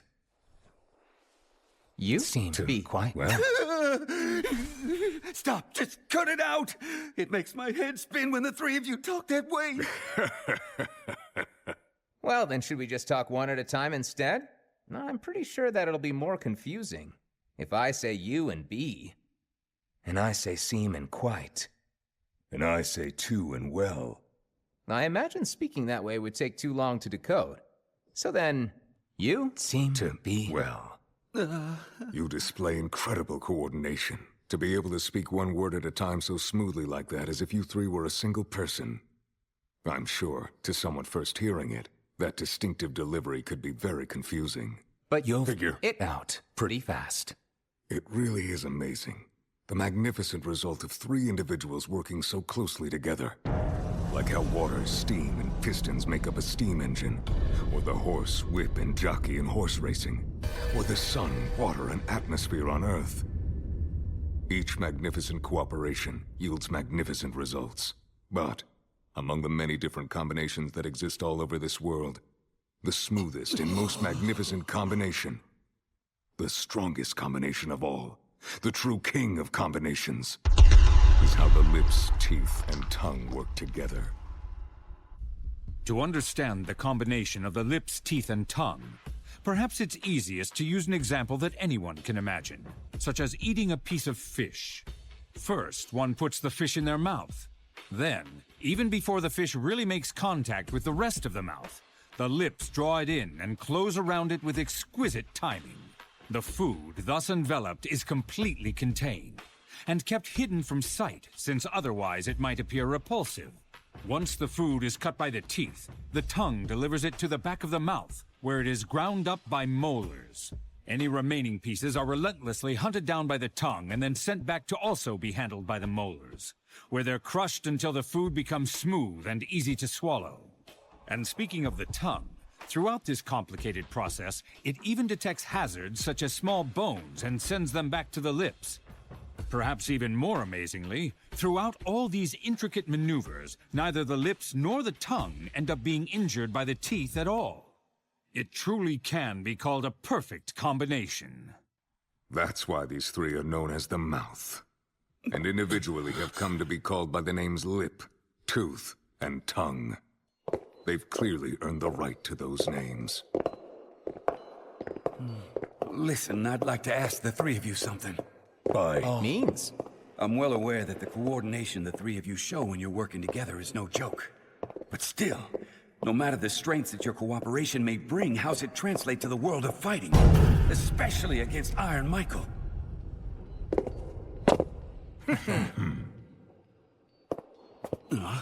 I'll answer that question. This is a very common mistake that many people make. One might even say that your way of thinking is merely an extravagant illusion about martial arts. Wait, do you think that I'm overestimating Iron Michael's abilities? Look, he might be paying for his crimes right now, but there's no doubt that he'll go down in history as one of the greatest world heavyweight champions ever. Don't you think that you guys might actually be underestimating him? Here's the thing. This isn't really something that can be easily explained with words. So just bring us to him, and we'll show you what we mean through our actions. Dragging me out here at this hour isn't very nice, you know. Now then, how much, Tooth? 2.5. Well, maybe 3.0 to 3.2 at the very most. That's what I was thinking too. You'd expect nothing less than 3.2 from him. It's true that Iron Michael is very athletic, but still his stature limits his muscle mass. I doubt he'd ever be able to reach 4.0. 3.2 times that of a normal man. That's the limit of his fighting ability. Ridiculous! How can you say that he has only 3.2 times the ability of a normal man? He's easily as strong as 10 men, if not more. You guys claim that you know about martial arts, but you look like amateurs. Well, that's rude. And you're wrong. We're not amateurs in any way whatsoever. Each one of us has rather extensive training and experience in karate, boxing, and judo. Although admittedly, we don't actually have licenses or black belts. No way! If that's true, then this is incredibly reckless. You think you can fight a powerhouse boxer like him with limited martial arts experience? Sure, because we don't actually need any more experience. Not even to face someone like you, a heavyweight champ. There's certainly no shortage of stories about bravery out there. Like how a certain person defeated 3 thugs at once, or how some other person knocked out 5 juvenile delinquents. All of those stories are all about brilliant and brave fighters. So, just how much stronger are these professionals than the average man? 5 times? 6 times? 10 times? None of those is correct. Just 1.5 to 2 times stronger than ordinary. Even most world-class champions are barely 2.5 times stronger. But the real truth is even harder to handle. A champion doesn't stand any chance at all against 3 amateurs. A man who is a mere 2.5 times stronger just can't defeat 3 such men. And why's that? The answer's quite simple. It's that he isn't used to fighting against 3 men at one time. Soccer, rugby, volleyball. He hasn't developed the kind of teamwork that you might find in those sports. Currently, the only fighting style that involves teamwork like that is, ironically enough, pro wrestling. And you could really hardly call that a martial art. It's always so surprising how hard people's faces are.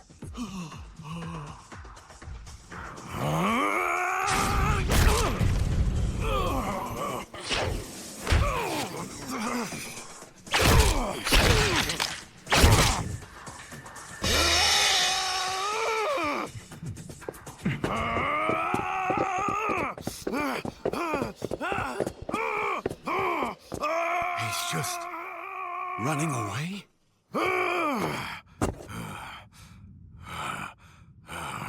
Seriously?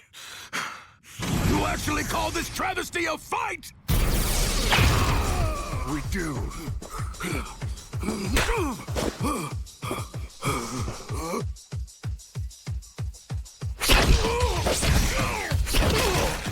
The king is crumbling. How is this happening? How could this possibly be happening? To kick Iron Michael, one of boxing's greatest champions, right in the face? Legendary boxer who set the whole world abuzz. Oof, another kick to the face? Just who do these three think they are doing something like this?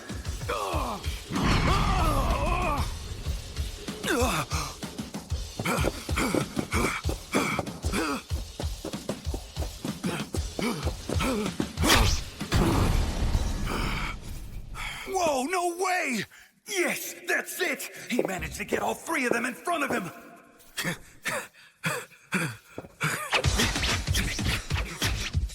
Do it! Do it, champ! You got this! Ah, of course. I see what he's up to now. Well, he's certainly no fool, that much is clear. So in honor of the great champ, we will now use the same face off with you.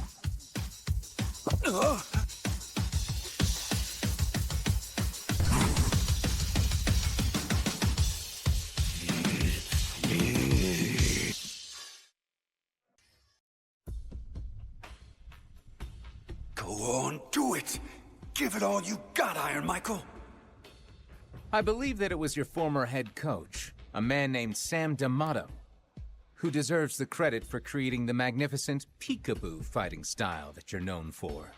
You bring the gloves so close to the jaw that you could almost bite into them, completely covering the vital areas. And then by weaving, ducking, bobbing, circling your opponent, and moving the upper body at a dizzying rate, you're able to create a near-perfect defense. Even though we'll be up against a top-class opponent who's mastered that style on an instinctual level. We third-string amateurs will give it a try.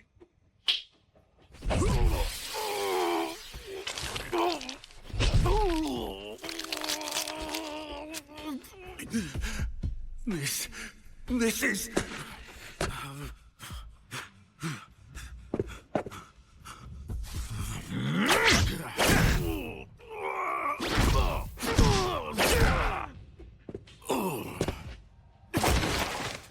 What do you think of our simultaneous 1, 2, 3? No matter how fast you're able to move, realistically, you can only ever dodge a single punch. Which means if 3 punches are thrown at the same time, 2 are bound to land. As long as we deliver a clean hit, even you will succumb to our third-rate punches.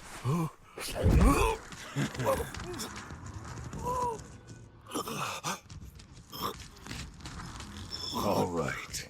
No more boxing. Stop it, no!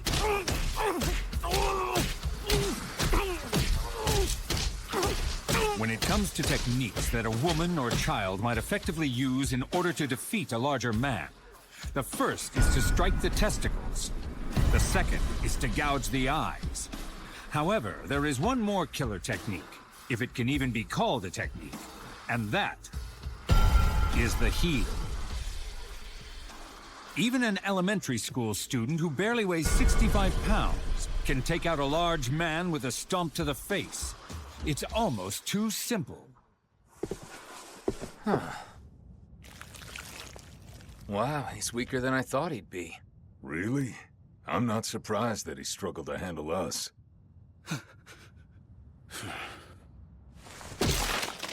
At any rate, this is just another example of how an individual's skills are worthless compared to a team's. Honestly, I don't think that we could have asked for a better demonstration of that fact.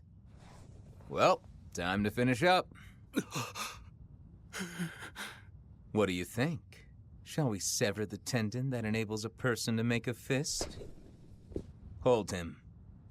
Like this? That's perfect. Sorry, champ, But at least it's a simple operation to perform. It'll be over soon. Huh?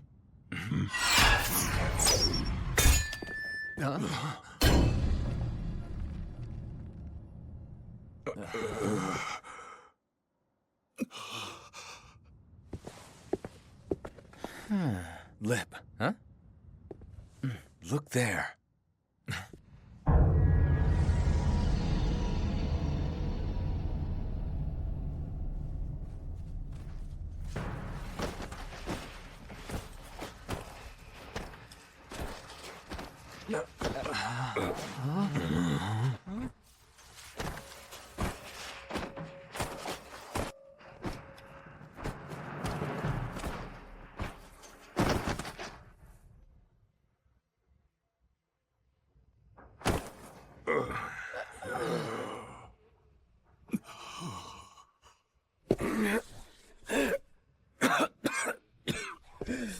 I feel sick now. It's Guevara. Man, how ironic. My head is spinning like crazy. And this thing isn't spinning at all. Sitting there all listless. It's like this thing is mocking me. Whoa. You sure don't see a moon like that every day. You don't see all three members of the mouth together every day either. What are you three up to?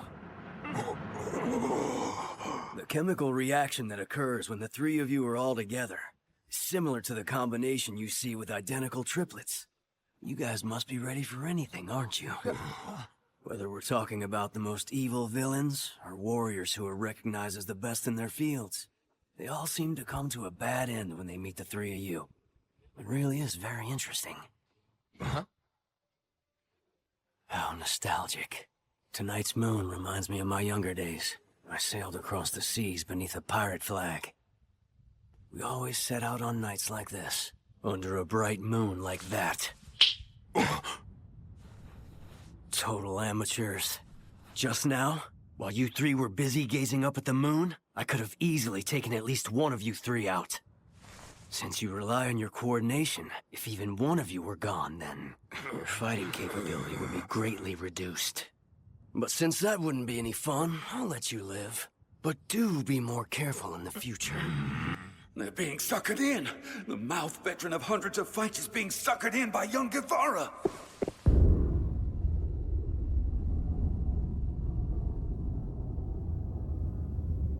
Interesting. You're looking a lot more confident.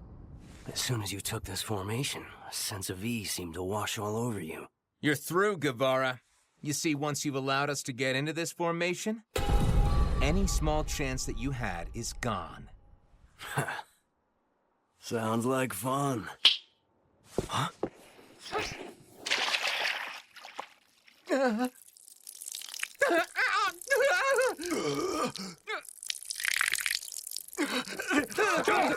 Idiot!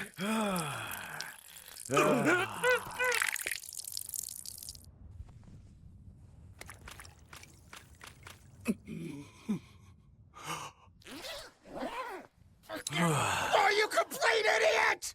Oh, that's good. What a relief. I can't believe...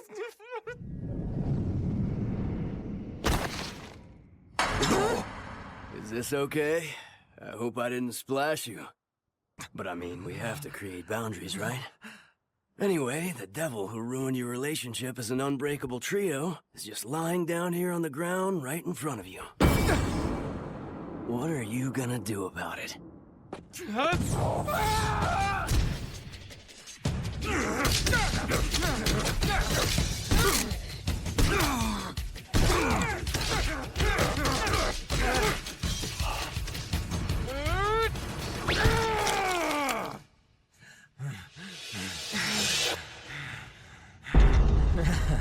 His bark was worse than his bite. He made everyone call him number 2, and this is how strong he is?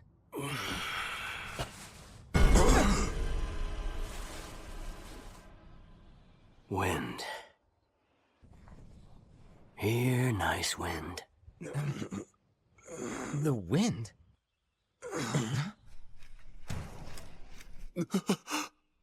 Did he just call the wind?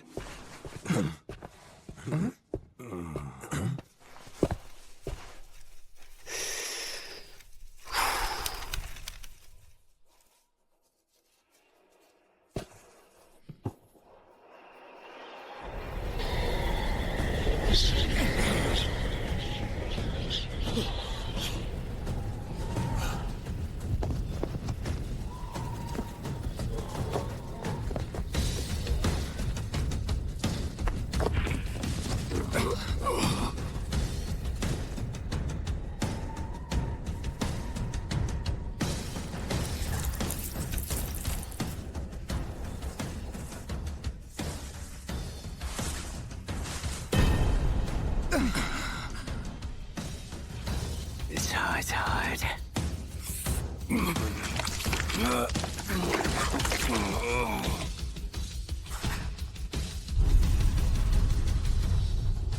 It's time to set sail. Now, let's continue.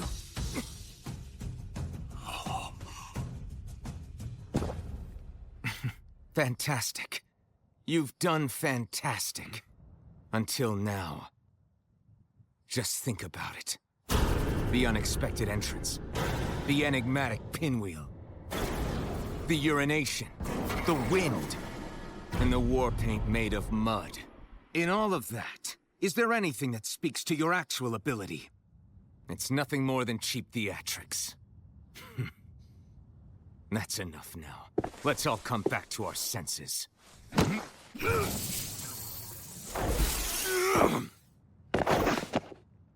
It's only fair to let you know that the formation we've just established is even more deadly than the one we used earlier. Now that you've emptied your bladder, how will you overcome this tetrahedron? Wow, look at you. You climbed up so high. You gonna be all right? Get down by yourself?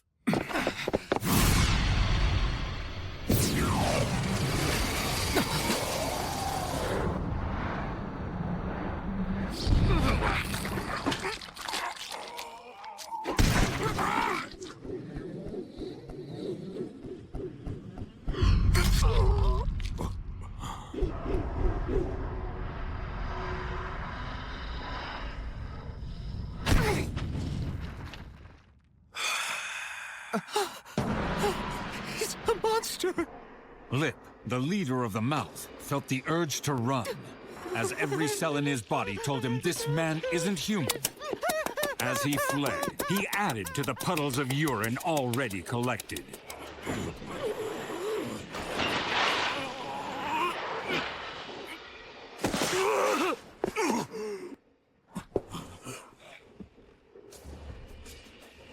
Hey, look at you. You got down all by yourself. Since the three of them could no longer depend on their combination, there was no need to even bother trying to settle the fight.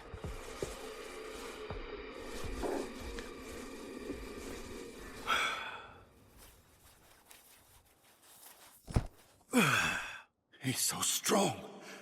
He's too strong. He just defeated the mouth who easily beat Iron Michael with only a single punch. Wow. Deputy Warden Samuel. Check it out. It looks to me as if there might have been a little bit of trouble here. I'll leave it up to you to handle. I'm going to bed. Huh? Oh, if it isn't Iron Michael. You seriously forgot about me? That punch was really something. I've never seen one like it before. Oh, wow, what a great honor to receive such praise from the strongest boxer on Earth. If you hadn't come by, I have no doubt that my life as a boxer would have been completely over. Hey, what are you talking about? I mean, we're roommates, right? So we're tight like that. You forgot about me just a second ago. Oh, it's all good. It's all good. Number 2. I give thanks to God that I was put into the same cell as you were. Of course, I gotta thank you even more. So thanks, boss. It was just a pleasant little surprise for me. that I got the chance for some recreational activity since I couldn't sleep. Really, I ought to be the one thanking you, my brother. Good night, brother. Yup.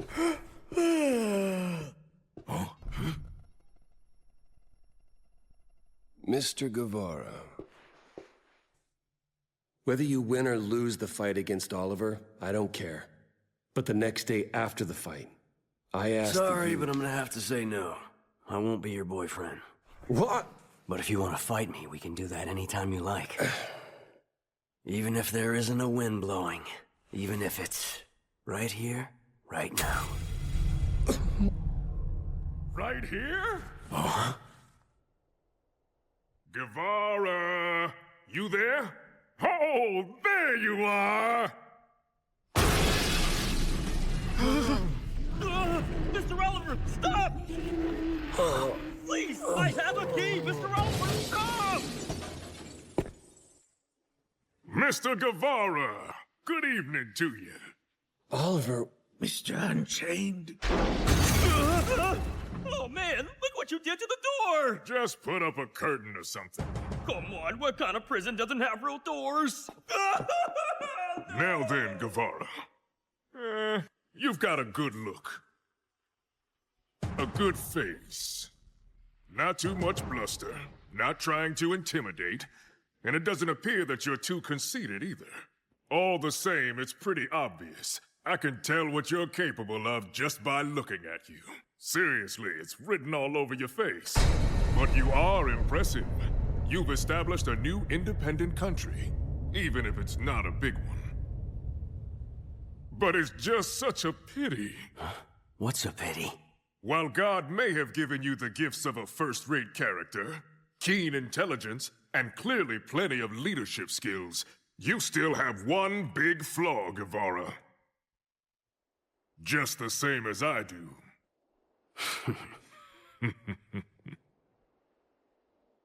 Exactly. Despite our age, neither of us likes to lose when it comes to fighting. Growing up from a toddler to a boy, and then going from a boy to a young man, and eventually on to an adult. There's definitely a kind of immaturity behind how much we both want to win fights. Probably something we should have left behind along the way while growing up. I became a man, and stopped wanting candy, and I stopped playing with my yo-yo too. When I grew up, I stopped playing tag. I also stopped playing with toys, and I gave up collecting cards. And yet... And yet... Now fighting is all that remains.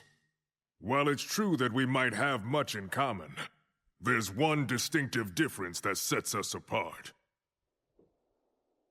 I see. So in what way do you think you're superior to me? I fight for another. Does a fight have to be for someone else to be meaningful? Tell me, what do you think, Guevara? All right, if you really want to know, then here's my opinion. I think needing something or someone else to fight for is a weakness. What do you think about that, Mr. Oliver? I think that you'll lose. You said that you fight for another? Who is it? Well, who else do you think? I fight for my sweet girl, of course. She's just such a cutie. Oh. Huh? Out of everything you could possibly fight for? It's some girl? So you want to show off how strong you are to your girlfriend?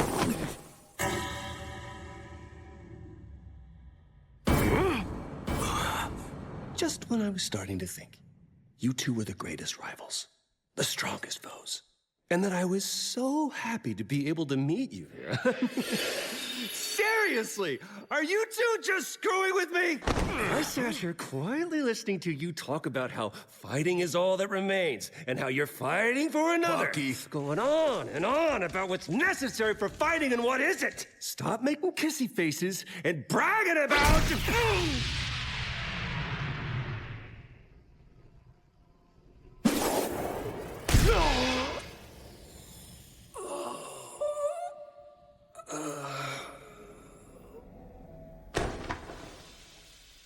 Even if two savage beasts are in the middle of battling to the death, they will nonetheless work together to fight off an intruder if one comes along.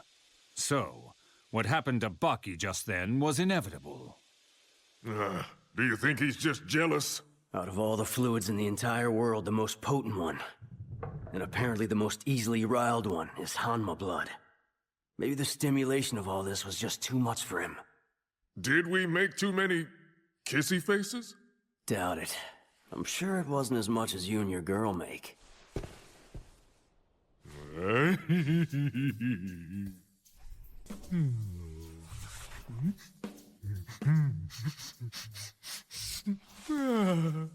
How stimulating that is. Is that handkerchief a present from her or something? Nope, you're wrong. This is just something that I bought in the town where she used to live. Wait a sec. Wait. You mean that isn't even something that belonged to her, really? Come on, don't be ridiculous. Something like that would be far too stimulating for me to deal with. Ridiculous? You two are lovers, aren't you? What kind of question is that? Yeah, of course we are. The two of us are very much in love with each other. I'm sorry you lost me. Well, I wouldn't expect you to get it, since you're a child. No matter where I am at any given moment, as long as I have this handkerchief from the town where she lived, it's like I'm able to feel her presence. It's just like how a fan can feel the presence of the legendary quartet when they look at a souvenir they bought from Liverpool. That's how big of a fan of hers I am, and I won't make any apologies for it. What can I say? She's just so beautiful. Here, man. What do you say? You want to take a whiff? Go ahead. It's the most fragrant thing in the entire world.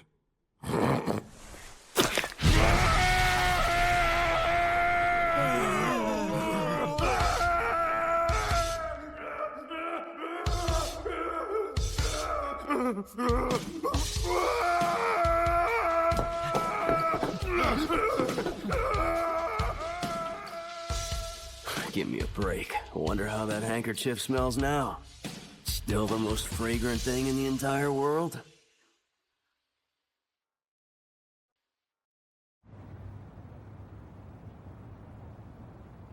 What? They're living together?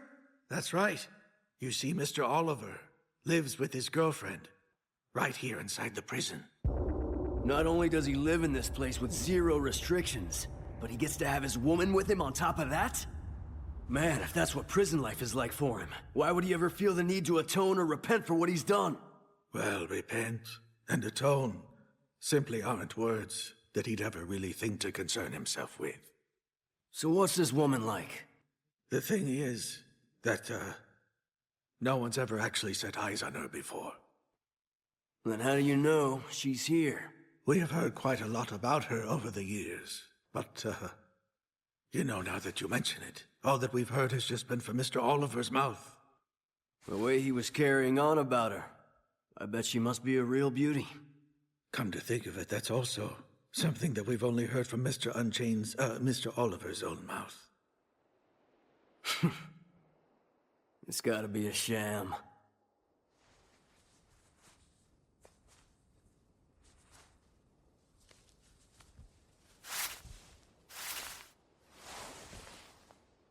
Maria, I continue to be racked with agony. In this entire world, there simply aren't enough words.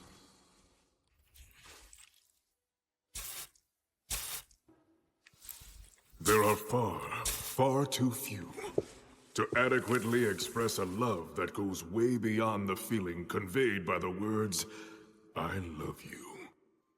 And yet, even if I knew all the prettiest phrases, what mere words could possibly convey the fullness of this feeling that's nestled beneath my pectoral muscles and consumes my entire body and soul? I love you is such a simple phrase. It's just nowhere near enough. I've come here today with this indescribable feeling weighing on my heart.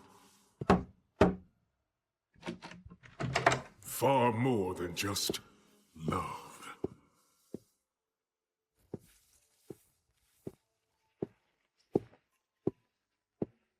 Maria, how are you feeling on this magnificent day, huh, honey? Most likely he just made up this imaginary girlfriend to give him another chance to flaunt the freedom he has in this place despite it being prison. And also to bolster the image he wants to project as Mr. Unchained. To be completely honest with you, we've all sort of come to the same conclusion as you have. But if even a rumor were to get out about us thinking that way, then all 4,000 of us would be strangled to death. Just watch, you'll see. By the time the sun rises 2 more times, we'll be back to being just another inmate. One lowly inmate with no strength or girlfriend. Hey, Kent. Hold on to this jar for me. Give it to me at the arena right before the fight. But never open it. Or rain, wind, waves, and lightning will jump out.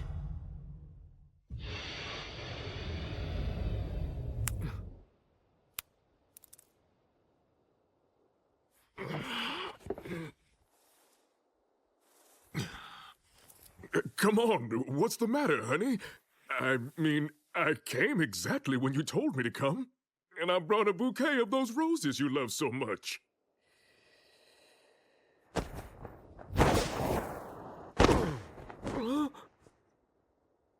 You are just so incompetent.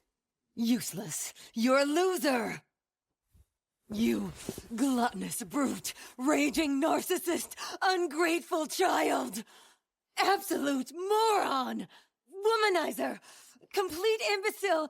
Total piece of garbage! Maria, are you all finished now? Yeah! Yeah!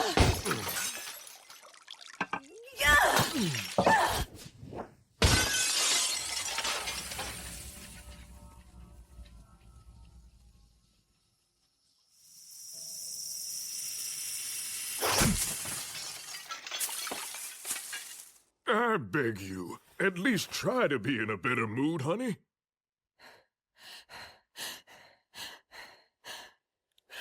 You idiot!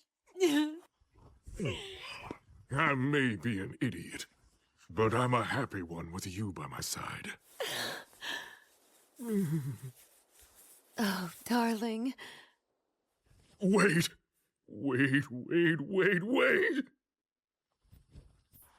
You called me darling? Darling? No, it's entirely too stimulating. I just can't handle hearing that word come out of your mouth. I love you. Maria! Maria, you're so beautiful. I'm gonna win this fight for you, Maria. I'll show you just how much you mean to me. It's so much more than love, Maria!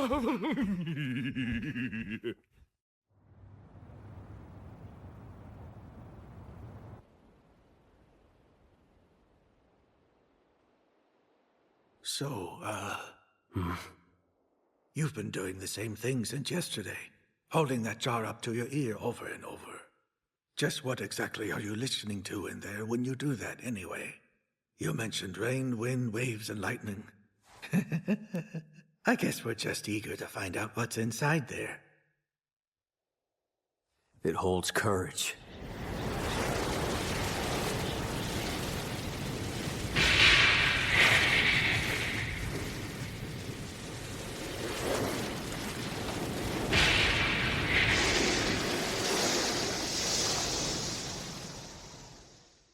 What?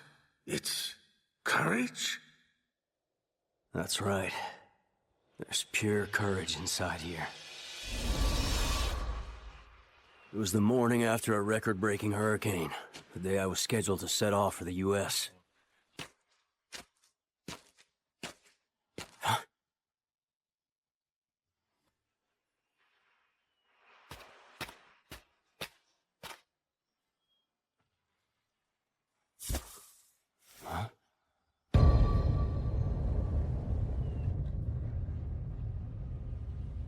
Up there's where you filled that jar?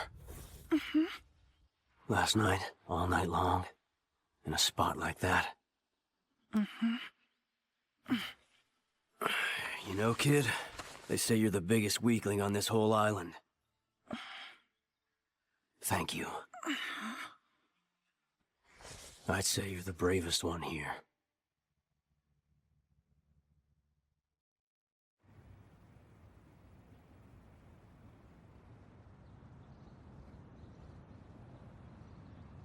If someone looked in from the outside, they'd see quite a strange sight. Despite being a prison that holds over 4,000 inmates, there wouldn't be any guards at their posts, as if just for that day there weren't any inmates at all.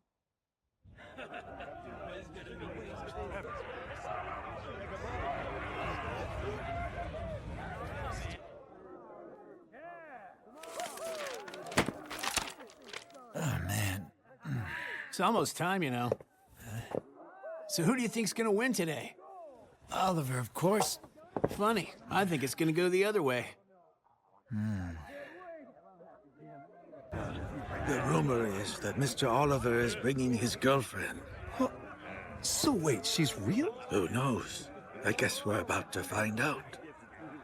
Even though private conversation was supposed to be forbidden in the prison, the inmates talked as much as they liked, since no one cared about enforcing the rule. All because... Look, here! He's here! No one would try to escape today.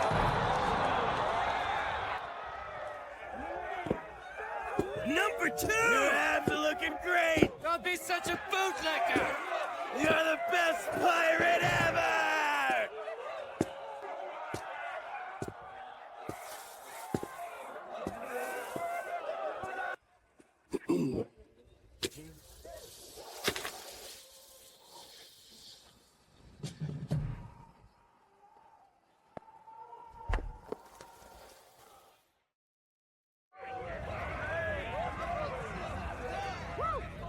This whole thing is very exciting, isn't it? Well, let me just answer your question this way. Even if one of the prisoners did try to escape during all this, I still wouldn't take a single step away. I'll just pretend I didn't hear that. Here he comes! Oliver!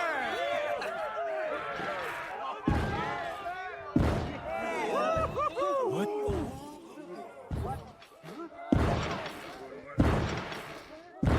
What's he carrying?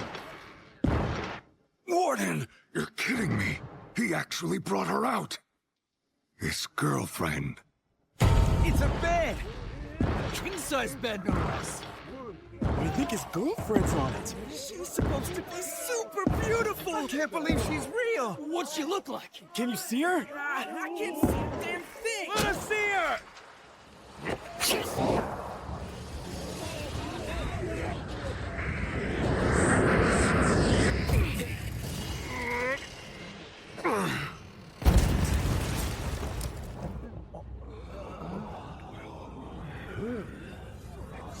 That's...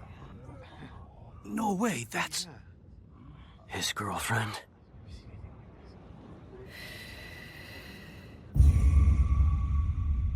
Hurry up and get this thing started already. At long last, there she was in front of them, the legendary girlfriend Maria. Once they finally saw her, all 4,000 inmates had the same thought. Later in life, when they were finally free and could tell the story of this day, how would they describe her to someone else? Despite their confusion, one thing was perfectly clear, and that was the term large wouldn't even come close to covering it. What are all you staring at? They're not staring. They're all simply admiring you, Maria. And your incredible beauty. Ugh. Shut up! Don't give me that crap! What could they possibly see as beautiful? Absolutely anything and everything about you. I'm sure no one would ever say anything different. Every one of the 4,000 inmates that are gathered here can clearly see your beauty. Isn't that right, you guys? Sure is something. I don't know what she's doing with you. I'm real jealous.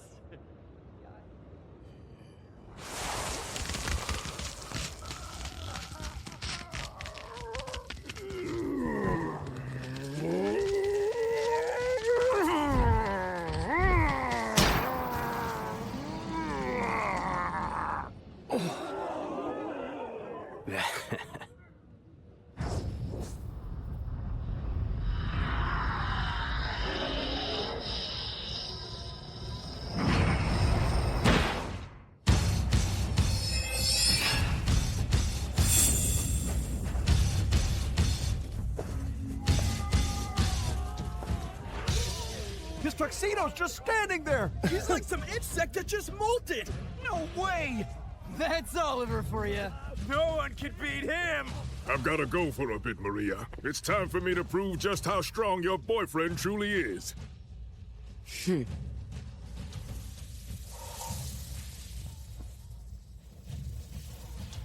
Your girlfriend is truly lovely. It's a shame you'll have to lose in front of her. I'm sorry, Guevara. But thank you so much for serving as my foil to prove my strength. It's funny how much the motivation for fighting differs from person to person. Look, the jar. And this is mine. He's opening it.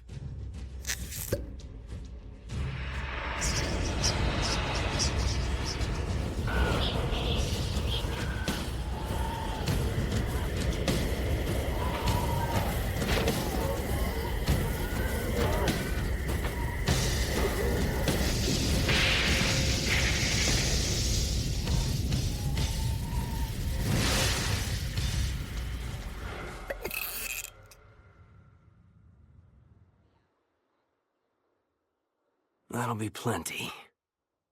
Now let's get started.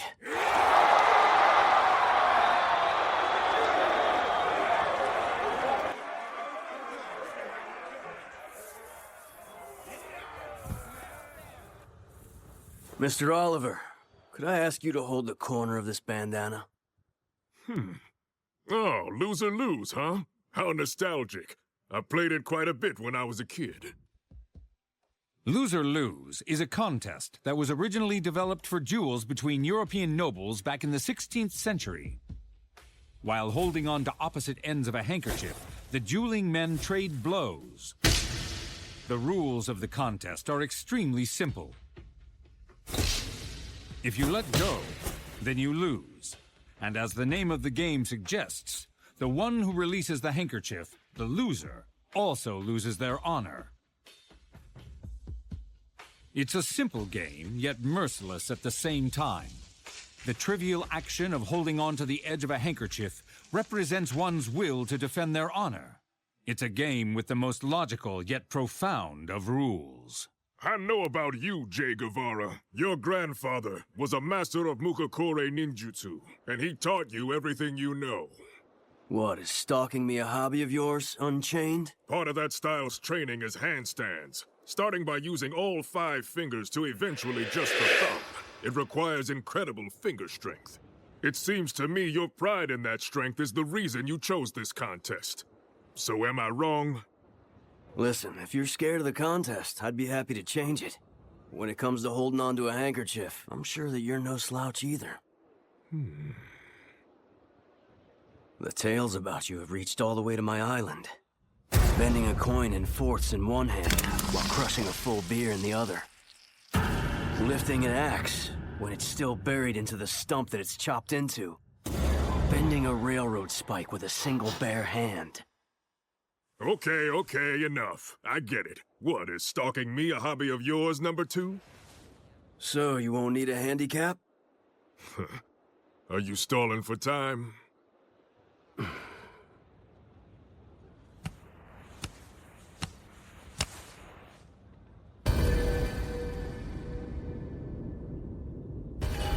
All right then, kid, what do you say? We on?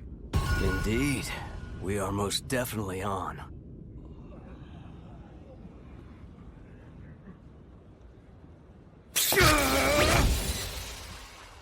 Oh.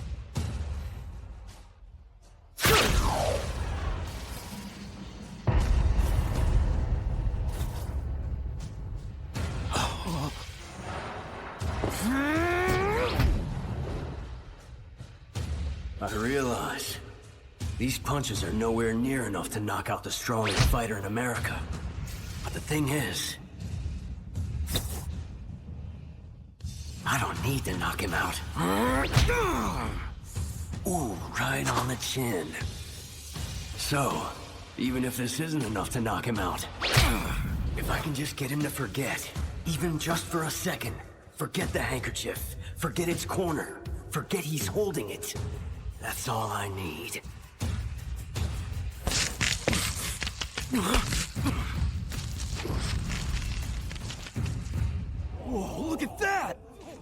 Oliver's giant body is being held up just by that bandana alone.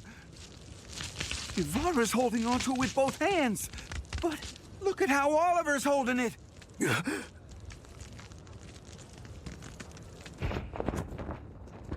Oh, hey! Did you change up your grip a little bit?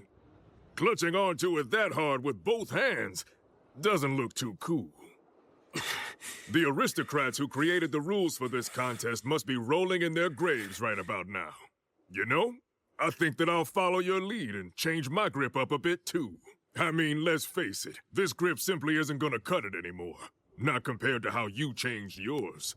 So, I think that I'd like to change mine to this. What do you think?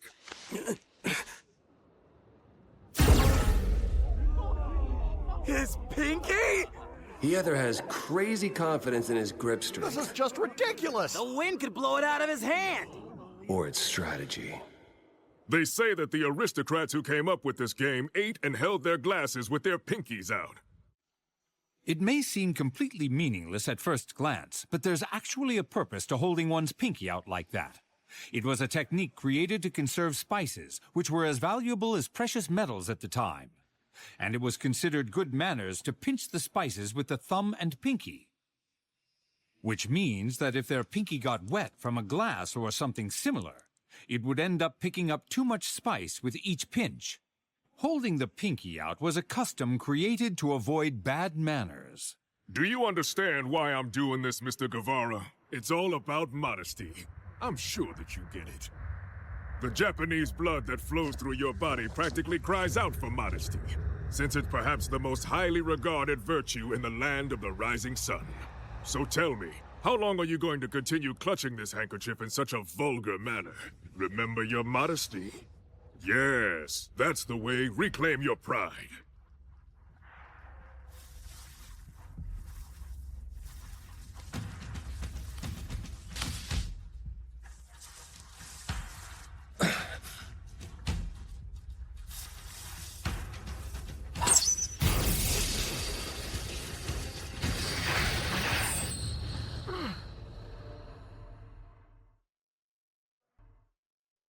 Oh, hey! Did you change up your grip a little bit?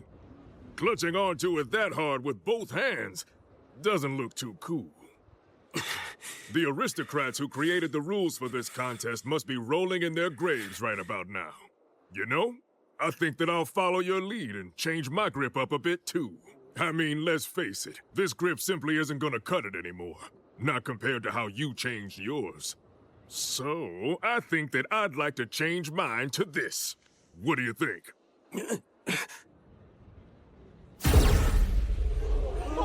His pinky? He either has crazy confidence in his grip strength, This is just ridiculous. The wind could blow it out of his hand. or it's strategy. Do you understand why I'm doing this, Mr. Guevara? It's all about modesty. I'm sure that you get it. The Japanese blood that flows through your body practically cries out for modesty, since it's perhaps the most highly regarded virtue in the land of the rising sun. So tell me, how long are you going to continue clutching this handkerchief in such a vulgar manner? Remember your modesty. Yes, that's the way. Reclaim your pride.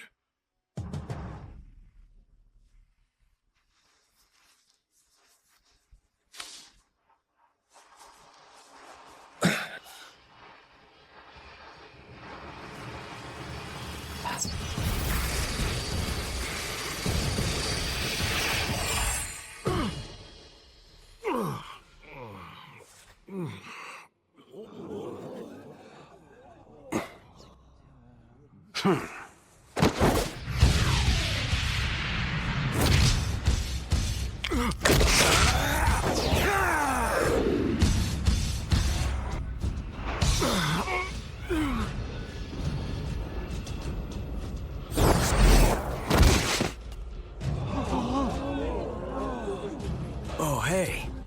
Did you change your grip up a little bit? Clutching onto it that hard doesn't look too cool. Ha! That isn't very cool. After all.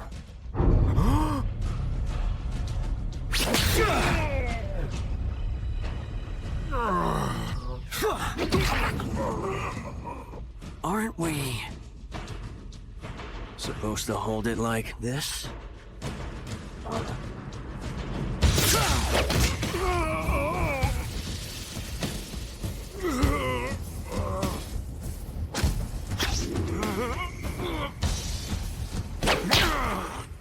I'm sorry. I'm sorry, Maria. I've completely bored you with this fight. But still, it's okay. Guevara. Hey, Guevara. Just how long are you gonna clutch that handkerchief so tightly? Wait, what? Look at my left hand. I'm not even pinching it right now. I actually don't feel like holding it anymore.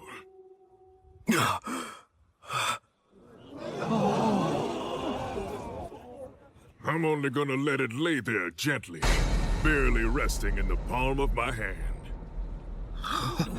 Is he really saying he's going to fight like that? So Gilberto style, huh?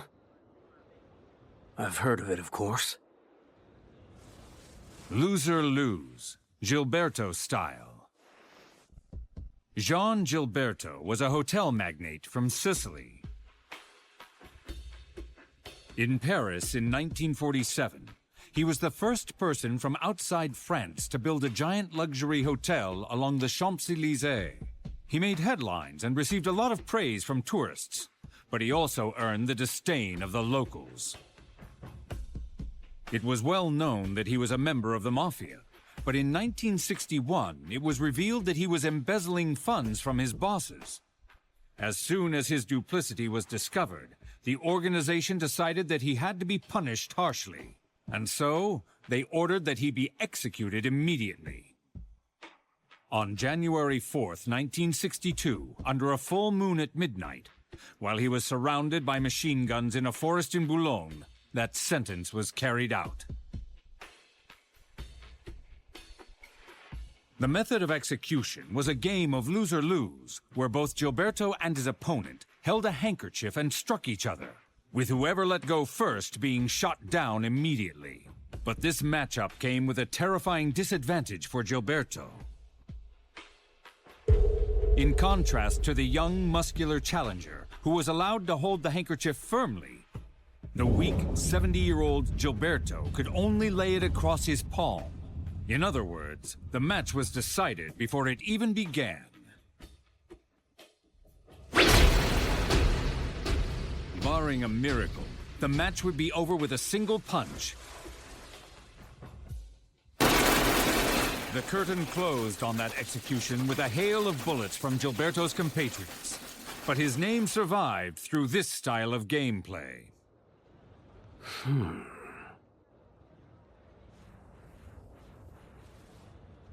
Guevara's doing it too! What's going on?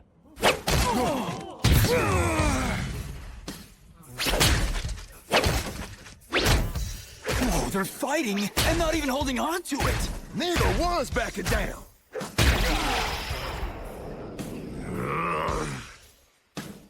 This is why I can't get enough.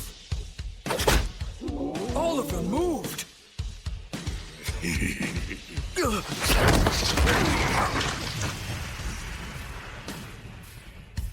Whoa! No way! He's gotta be dead, right? Nah, he ain't dead! Look! Guevara's still touching the handkerchief! It's on the back of his hand! What the? Huh? Give me a break. Aristocrats in the Mafia. The only thing that kind of stuff's good for is showing off. I mean, come on. The truth is, what these guys are really doing right now is just playing a silly little game with the handkerchief. It's a farce. And it's ridiculous. Hey, Bucky! Wind's picking up. Hey, check them both out. They're working together so the handkerchief doesn't fly away. But why would they do that? Are you seeing this, Maria? This is a real man's...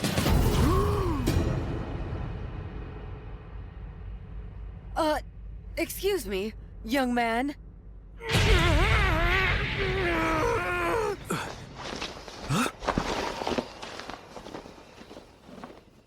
Oh, it flew away. Huh? Hey! What the hell are you doing? Huh? Oh, please. Don't you mean what is he doing? Well? But the better question is, what are you doing? I mean a grown man carrying on like this about a handkerchief? Playing with it, gripping it, holding it, pinching it. You call that dangerous? Manly? Gah, ridiculous! It's no wonder this poor boy's fallen asleep after watching that nonsense. A fight between real men should be a knockdown brawl. Seriously, what else is there? Mwah.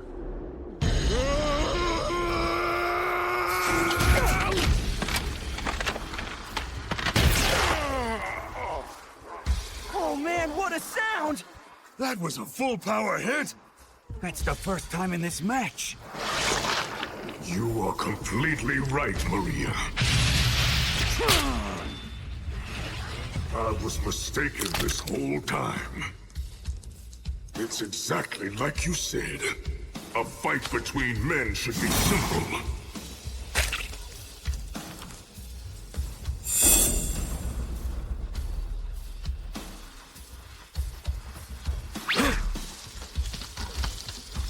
What I need to do now is restore my belief in myself.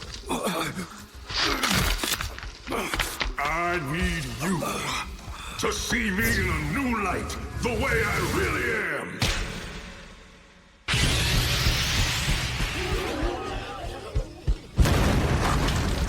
Whoa! That was nuts! He knocked him right into the wall!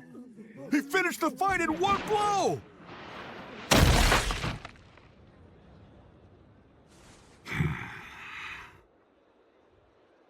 So you can do it if you try. You're a cunning fox. No, I'd say you're the cunning fox, kid. Maria, the bed's so soft, and you were so warm. And you smelled wonderful. Plus, you were so kind. You got what you wanted. Get lost. Thank you so much. Holy crap! He really is the king! Always was, always will be! That was amazing. You truly are America's strongest man. Bucky, I have to thank you. Maria can be really fussy, but because of you, she's calmed down now. Sure? Unchained! Unchained! Unchained! Unchained! Unchained! These guys sure seem happy, even though I could tell that they really wanted me to lose. Unchained! Unchained! Unchained! Unchained! Unchained! Doesn't look like that to me. Yaisa-ho.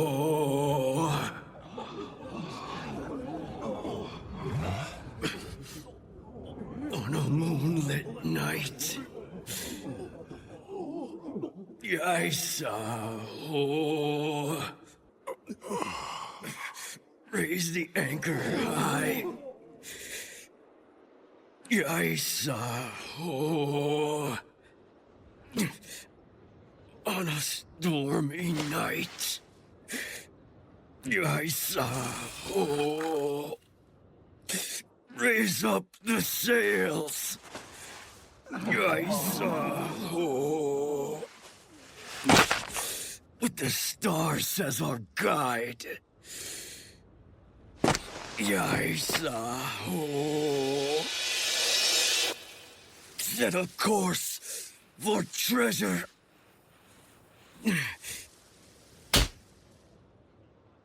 Yaisa-ho! Set the bottles of rum aside! Yaisa-ho! Burn the iron bright!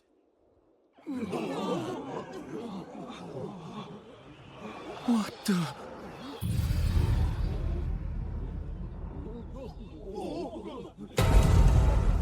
Look at his chest! The blow he just took! It stands out like a tattoo! Yaisa-ho!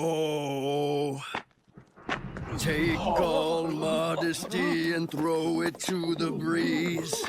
Toss away restraint and do as you please.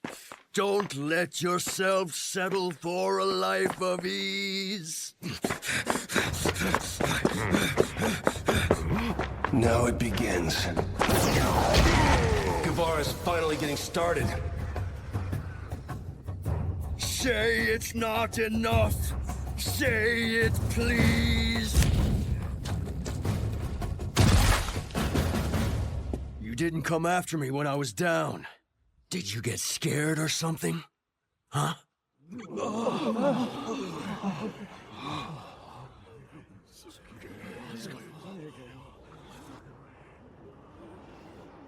It's not done yet! Guevara's raring to go! Number 2 wants to fight! Guevara! Guevara! Guevara! Guevara! Guevara! Guevara! Guevara! What do you know about that? Guevara! Guevara! Guevara!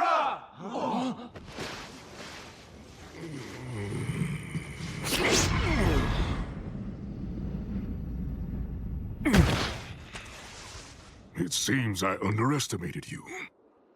I treated you too kindly. And I was far too considerate of you. I thought you were too small to hit for real. Oliver's not bluffing. He really believes that. Oh. That's just what we need. A little wind.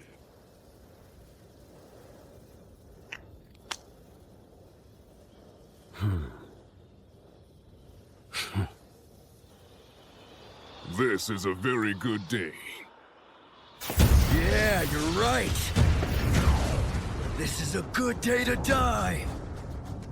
Guevara, you have a blind spot.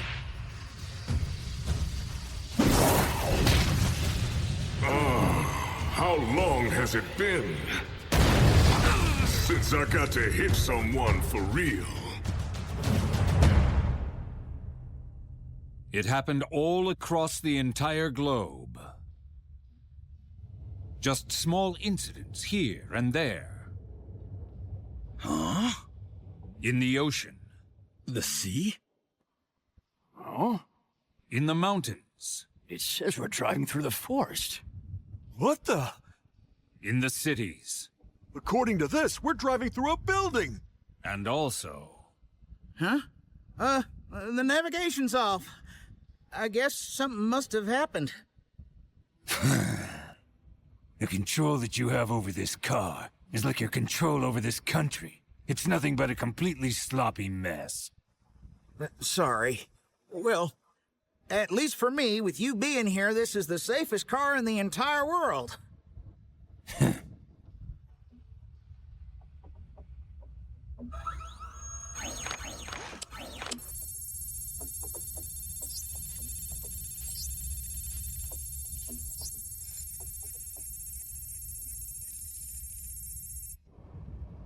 Seems I'm the only one left out.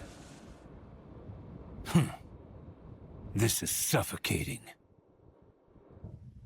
Security in front of us, security behind us. Plainclothes security stationed every 100 meters. You're not even allowed to turn down any side streets or alleys. It's all so stupid. This is really what driving is like? For George Bush, President of the United States? The so-called land of the free, huh? I see that, as usual, you're quite the misanthrope. Huh? Is that it?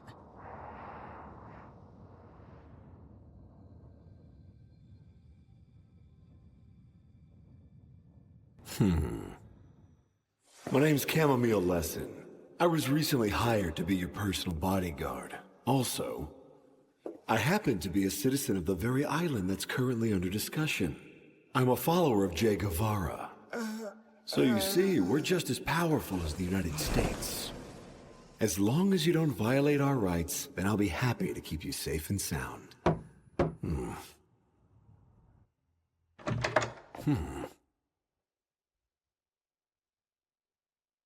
Look, Lesson, we've got a bit of a problem. Are you saying it's a problem for you? Or a problem for me? I think it's a problem for both of us. Is this some kind of attempt to test what I told you earlier? When I said I'd be happy to protect you? Well, Lesson, the thing right now is that Mr. Hanma here is saying that he's gonna attack me. So you think you could help me out? Bush! You bastard. At the end of your presidential term, you're allowed to make one final request. And this has gotta be what that is, am I right? If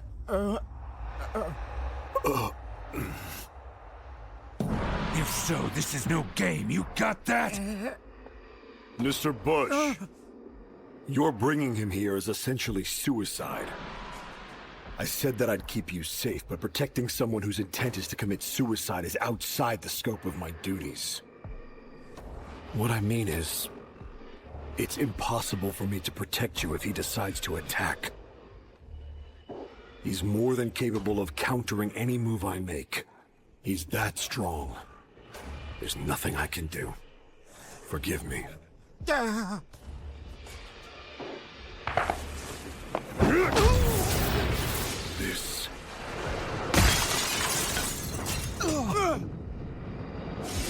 This is the only way to save you.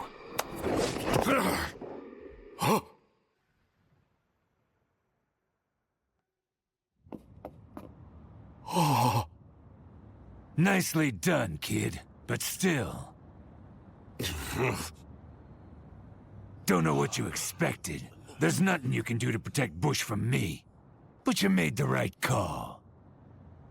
It only proves you've had good training. I have no interest in you.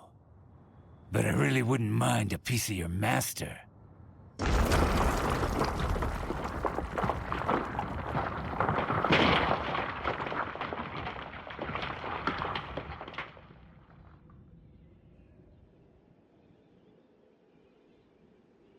I saw whole time to set sail.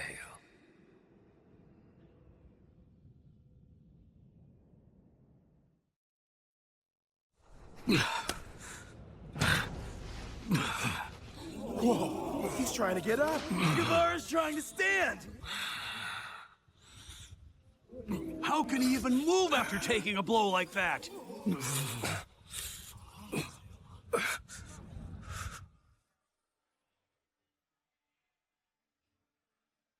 My poor people.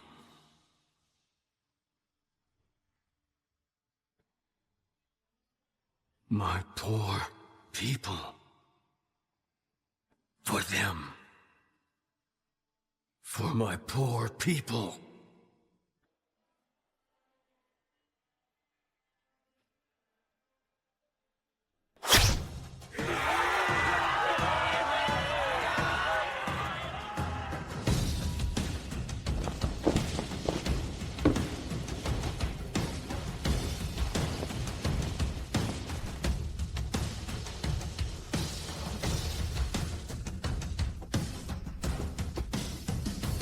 He's up! Guevara got up! Still, what's the fight? We get to see some more! Mm-hmm. I had a feeling you'd get back up.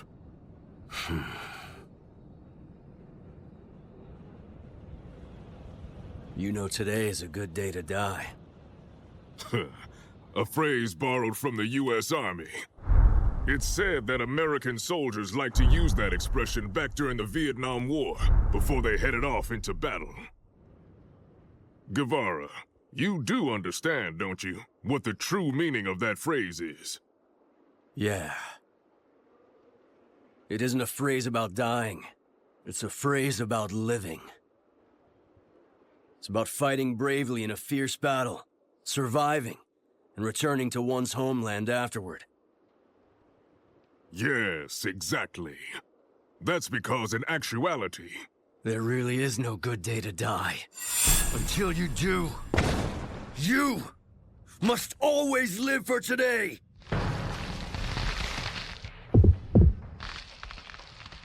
Now, Guevara.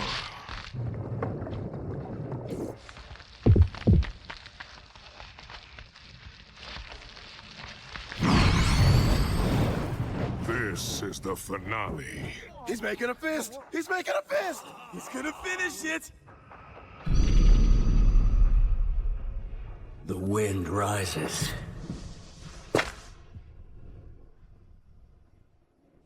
All right, then.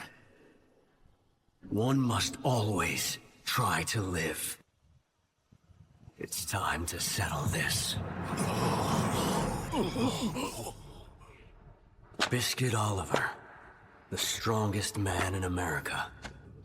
Your worth lies within those muscles of yours.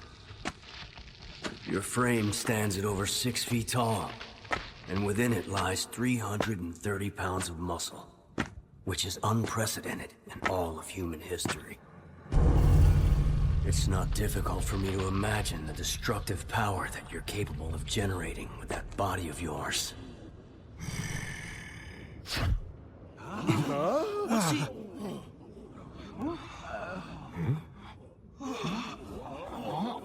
Oh, that's the tuxedo!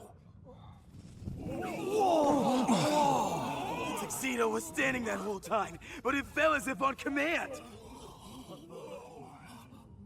The history of all bare-handed fighting, of martial arts, is directly linked to human history. Some put all their faith in muscle. Some put all their faith in speed. Muscle, strength, speed, angles, balance, finding weak spots. Various technical reforms and creative innovations led to different breathing techniques and the concept of Qi. And from that growth came modern martial arts. Despite all that advancement, blind spots still exist. There really hasn't been true progress since back in the era of stone axes. Yeah? Do enlighten me. I'll tell you. It's support. Support? How? Even Chinese martial arts, which boasts a history spanning 4,000 years, uses the surface of the ground as support. Boxing. Sumo. Out of all the martial arts, none question the utilization of the ground as an angled support for strikes and throws. And that means one must rely on muscle and strength. Nobody really recognizes the Earth as the greatest possible support. Their understanding doesn't go any further than a millimeter below the ground. They don't give it a thought. But now you're about to experience the solidity of the center of the Earth, which lies over 6 million meters below the surface. Feel it. My foot is connected to the farthest depths of the Earth, to the very center of the entire planet. The core of the Earth.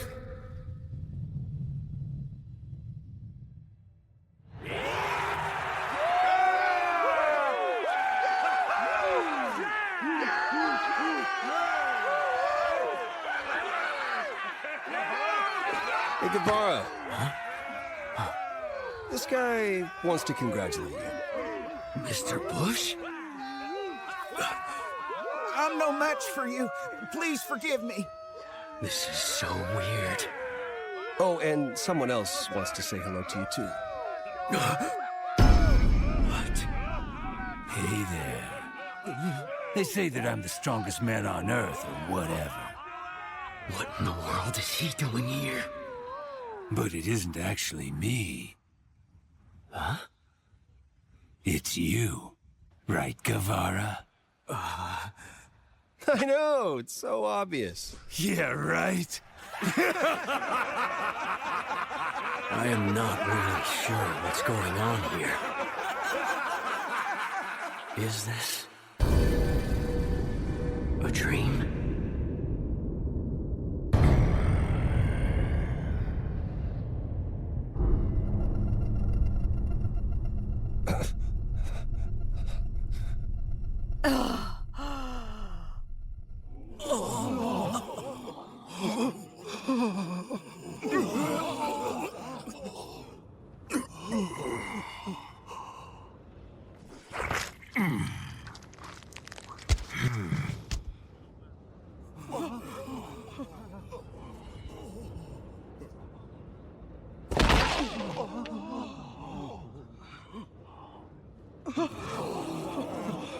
Hey.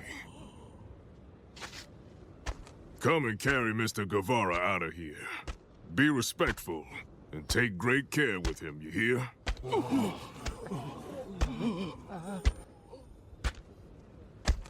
That's it. The fight's all finished now. We're not gonna hear any more singing. You're pretty strong. Yep. But maybe you just had greater faith in your body. Easy for you to say. Guevara was strong as well, but he had no love. What? Love for muscles, I mean. At a much earlier time in Guevara's training, he said goodbye to an irreplaceable love, that of muscles and raw power. Technique, balance, flexibility, support, and the denial of strength. He gave all his attention to those loves instead. But strength ended up taking her revenge on him. She's the jealous type, you see? There's something else you might not know. My body as you see it now isn't its actual size. I'm sure that right now all of you are wondering how I keep it so compact. Wait, did he just say compact? But he's huge. Nah. You see, I'm actually holding it all in. You're holding it in? If I were to just let go and allow the door that metaphorically holds my muscles in to swing open, since they're so big, they'd probably burst out from beneath my skin, crush everyone here, smash through the outer walls, destroy the entire complex, and expand all the way into the sky. No, that's impossible. Say, Bucky, I'm sure that you're not aware of this, but each and every day the food I consume adds up to more than 100,000 calories. What? Even an Olympic athlete at the peak of their training would struggle to take in 1/10 of that, a mere 10,000 calories a day. 100,000 calories. That's the same amount of calories that you'd find in 500 of those rice balls that your people in Japan seem to love so much. But look, despite that, I still maintain a low 5% body fat. That's right, just 5%. Even though a professional athlete couldn't even come close to burning through the calories in my diet. It's impossible. Okay, I'll admit, you look pretty darn fit. But come on. Take the space shuttle. By the time it reaches the upper atmosphere, it's burned up all the fuel in its giant tank, which is even bigger than the spaceship itself. Even now, as we speak, I'm burning tons of calories. Holding it back, sealing it in, pushing, suppressing, binding up the thing inside of me that's always trying to expand outward. I'm continuously holding it at bay. I can't let up even for a moment. Wow, I did not know that. Just imagine. The only reason that any of us are still alive is that you're so vigilantly keeping yourself as compact as you are right now. We're all super grateful. Actually, what's even more amazing is that despite all that effort, I'm still able to get a good night's sleep. Hey, put me down. Oh, I'm so sorry. so sorry. So, kid, you really want to go at me that bad, huh? This power, it's just what I wanted. Bring it on.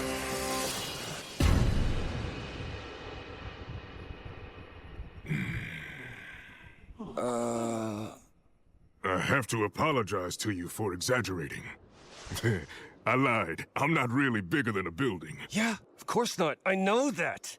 And to be completely honest with you, I didn't actually refine these muscles for fighting.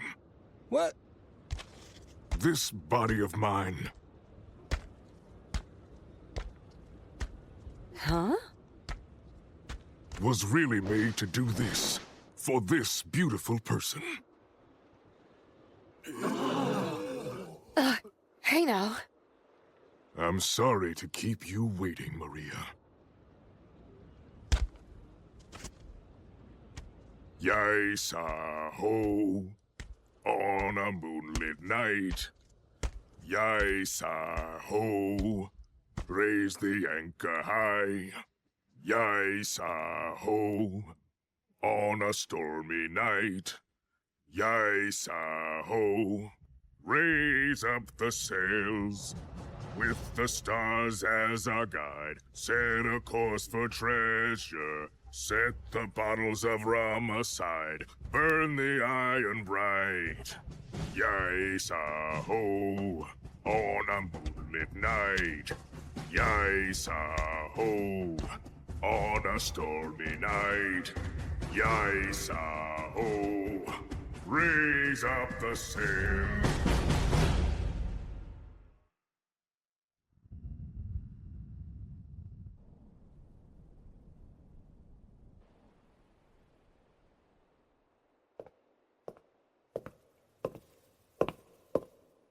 It seems no one saw anything. We woke up this morning, it was empty.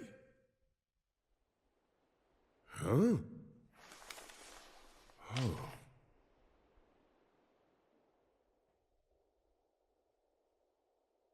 So this wasn't left only for me? This is for Maria as well?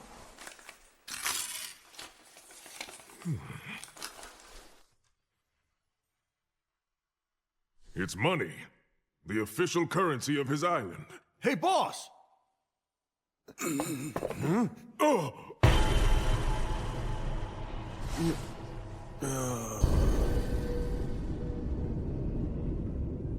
When did he do this? It's out of consideration for you guys. Huh?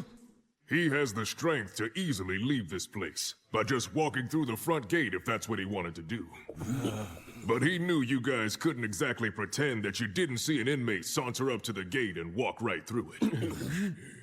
If he'd done that, you guys would have been embarrassed. So he just escaped this way. The punishment for actually not seeing is bound to be a lot less than for pretending not to see something. It's his way of being considerate, so you ought to just accept it with gratitude. So then, what is this for? Huh? You can't use it in here, or anywhere else in America for that matter. Yeah, you're right. There's only one place in the whole world where you can use it. Which means it's an invitation, I think. Ah. So if you want to spend it, come to my island. Is that it? Are you gonna go? Not today.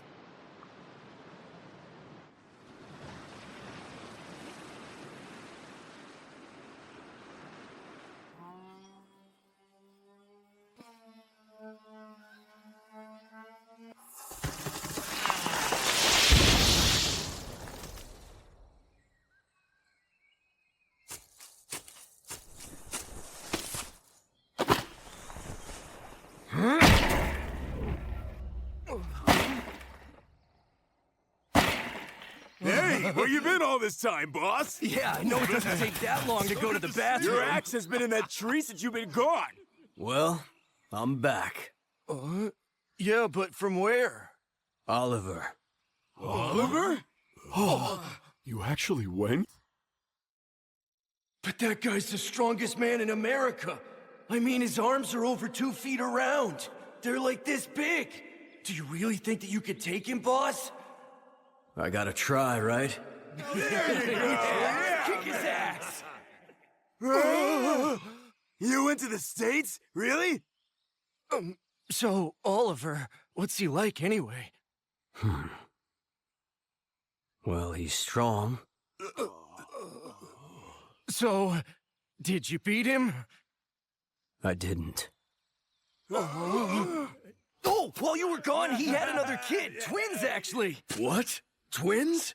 So that makes this your, 1, 2... How many do you have? 9 now. That's way too many. Well, you know. That reminds me, the pig at old lady Sarah's place? Yeah, it's constipated. What, again? What's wrong with that pig? I know, right? What could she be feeding it?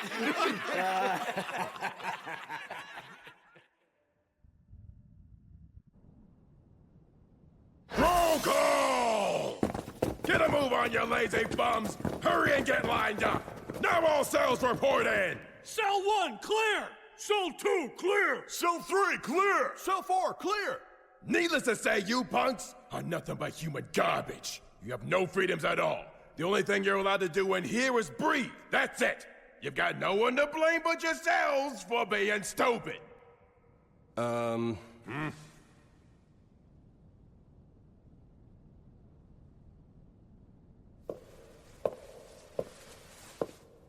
What's wrong, boy? Gotta use the potty? Can I go outside? Huh?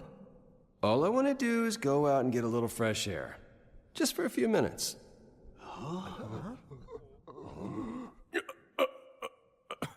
Huh? Sorry for this. Don't move! Sorry for this.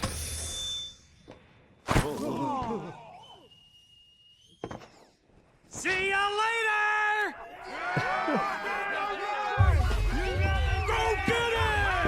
Yeah, get plenty of that fresh air! Come back! Just keep going! Freeze! He's trying to escape! He's headed for the front gate!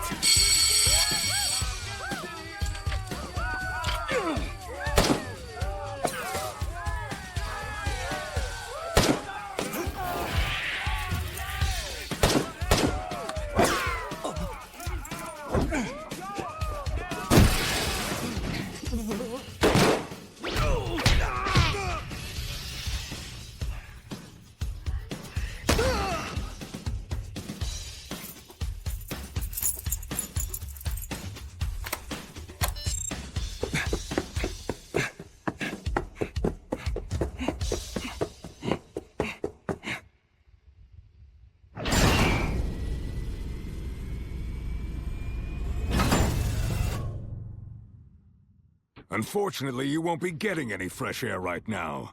Turn around and go back to your home immediately, Bucky. You really put a lot of effort into all of this. You mind telling me what you hope to achieve with this reckless little stunt? I don't know.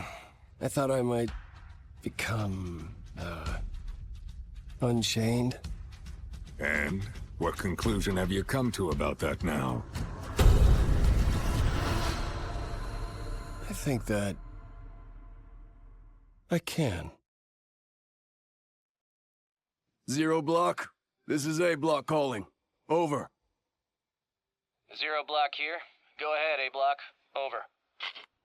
I now have visual confirmation on Baki Hanma. Over. Roger. Report in detail. Over. Currently, the shooting squad has apprehended Baki Hanma. It looks like the warden is giving him a lecture. Over. That's probably going to be a long lecture. Just keep on monitoring the situation for now. Over. Roger that. I'm on it. I'll keep monitoring.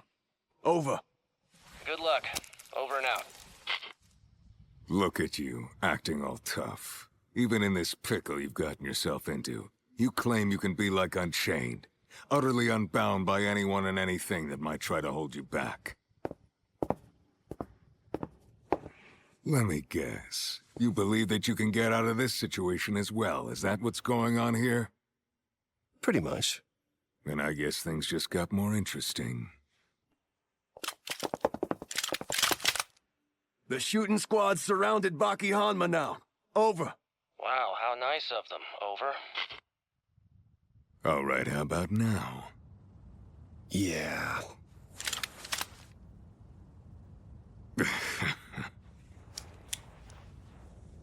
Well, call me curious. What makes you believe that might be true? I mean, how do you think that you could possibly escape this predicament? 'Cause I already did. Oh, yeah?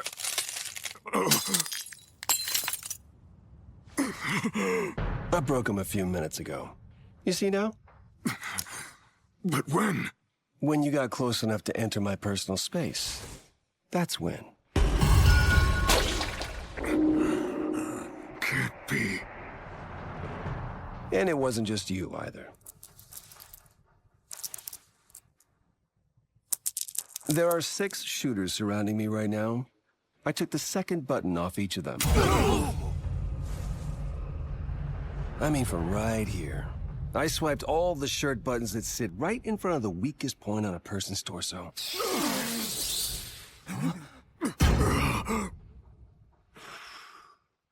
They're sure taking their sweet time.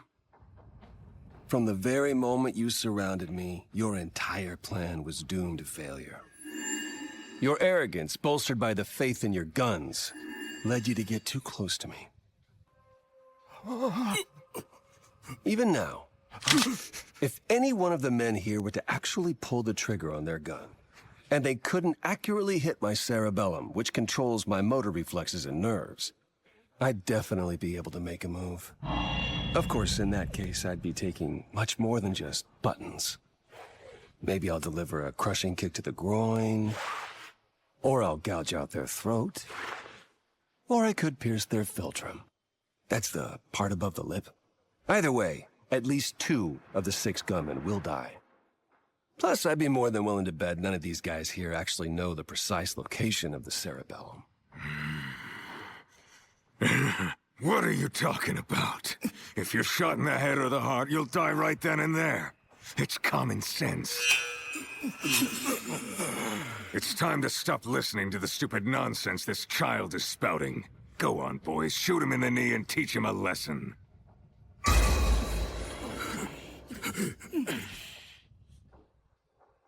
They can't bring themselves to do it. That's bad news for you, Warden. You see, they understand. They get that they are actually the hostages in this situation. Warden, I hate to be a bother, but would you put your arm around my shoulders? Just the kind of thing you do with your buddy, so it comes across as friendly to everyone watching. Now! It was the first example in history of gun-wielding officers controlled by an unarmed criminal. Man, now we'll see what the Warden's really made of. What's going on down there? Yep, nothing. Everyone's going on a friendly picnic. Picnic? Oh, I get it. Guess the Warden's a nice guy after all.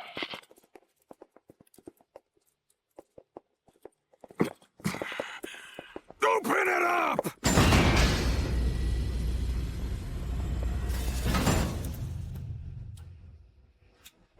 At the direction of the capricious Warden, the remaining 2 doors opened without hesitation. Baki was clearly unchained. And game over. Inmate Baki Hanma returning. So, cuff me. Are you trying to insult us? All I really wanted was to find out if I'd actually be able to pull it off. Oh, I see. So you've succeeded in becoming unchained, is that it? You're not gonna congratulate me? Given my position, I'm afraid I won't be able to do that. Doors opening!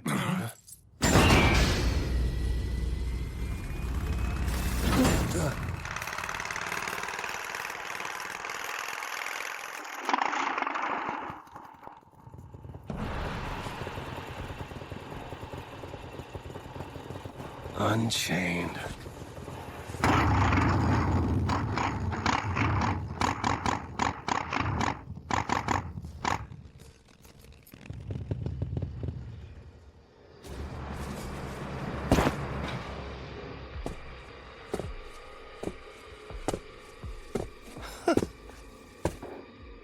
What? Did you just give up on your escape? Not an escape, more like a field trip. Like I care what it is. He's angry, but Oliver never loses his temper. But going on a walk wasn't my only goal with all this. Yeah? So? What was your goal then? Oliver, does my freedom bother you for some reason? Do you really think that you're on my level? Huh, kid? If I'm able to go outside whenever I please, without using any weapons, and come back when I want, what exactly is the difference between you and me? Hey, Michael.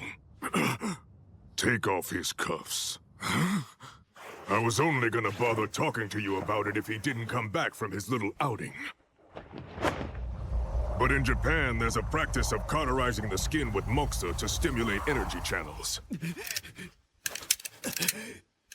Resist all you want. It'll just make me stronger, kid. Leave him. I got this.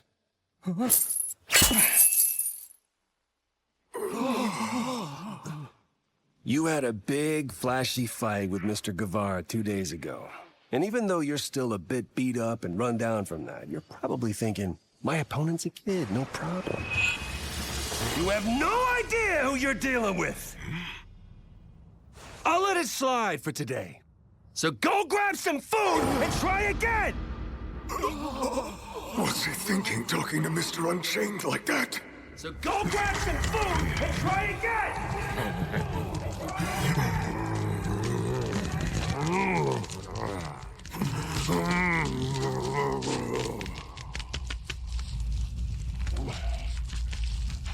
I get what you're saying.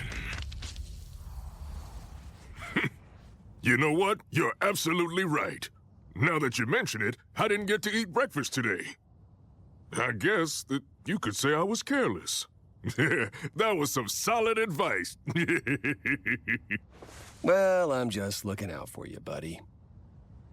And besides, since you're the original Mr. Unchained, bothering to respond to the challenges of a new Unchained, especially one who gave himself that title, would be far beneath your dignity. Right now, it's a way better idea to hold back and show how much prestige you really have. That's more or less what's going on here, right? I mean, no one wants to be controlled by some brat like a puppet. Oh, now what's the matter, young Baki?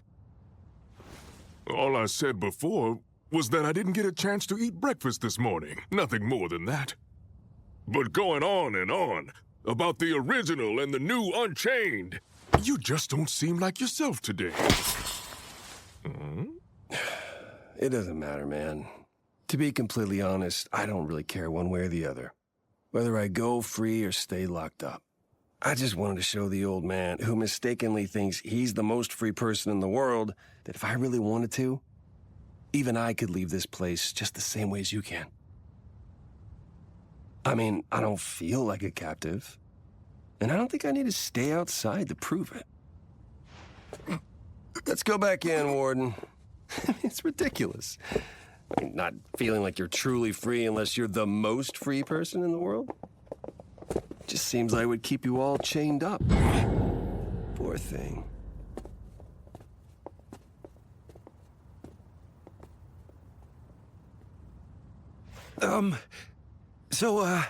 Mister? I'll, just put this in the garage, okay? The bike. Oh. Don't worry. I'll take care of it. Okay.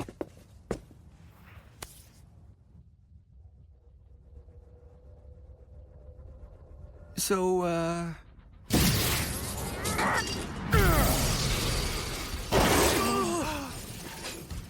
Yeah, I was thinking of trading it in anyway. Actually, maybe I'll just get a brand new one.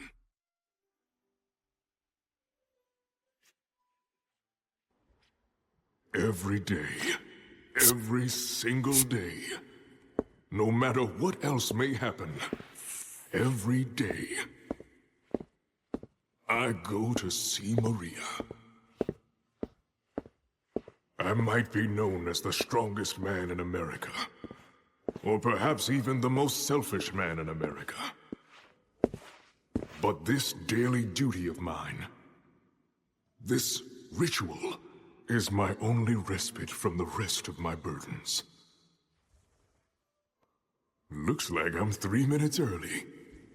Sometimes it's hard to believe that it's been over 10 years since we met. And yet, I'm feeling as giddy as if this were our very first date.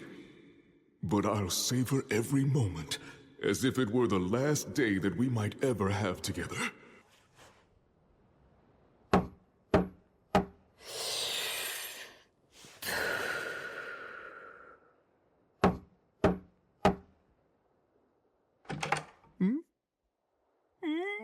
There you are.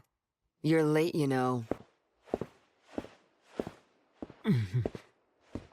Oh, honey, please forgive me. I'm sorry. I was so worried about being on time that I guess I forgot to consider your feelings as closely as I should have. I was simply careless.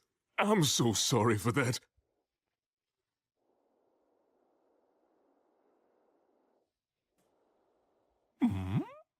Oh, I see. You want to try to beat me at rock, paper, scissors, is that it?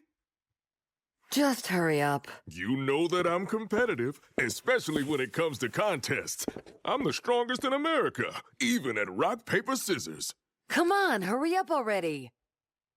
All right then, here I go! Ha ha! Rock, paper, scissors!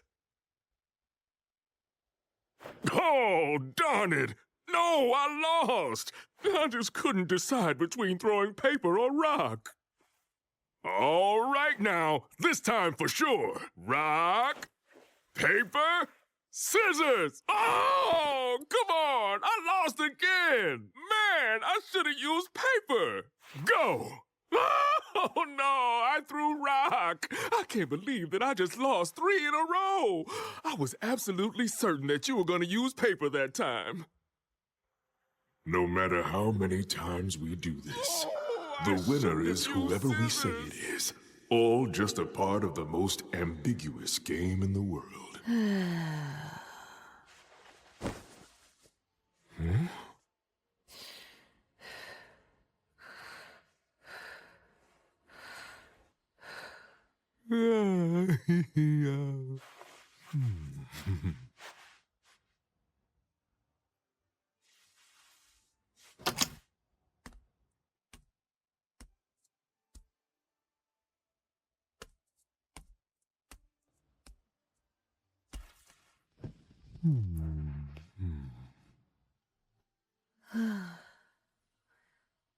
Darling.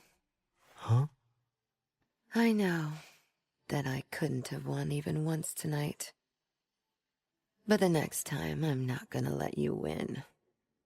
The winner is whoever we say it is. It's all just a part of the most wonderful game in the world. Solitary confinement, also known as the Black Door. In a sense, it's where the lucky ones are held, since they were captured instead of being shot. However, that being said... Boss! Boss! Yeah, what? My shoulder, my arm feels like it's about to fall off. Please, please take off the finger cuffs. I promise I won't run away, please. Boss, boss! Water. Please, just one cup of water. How long will this go on? I'll never do it again, I promise! Please, don't.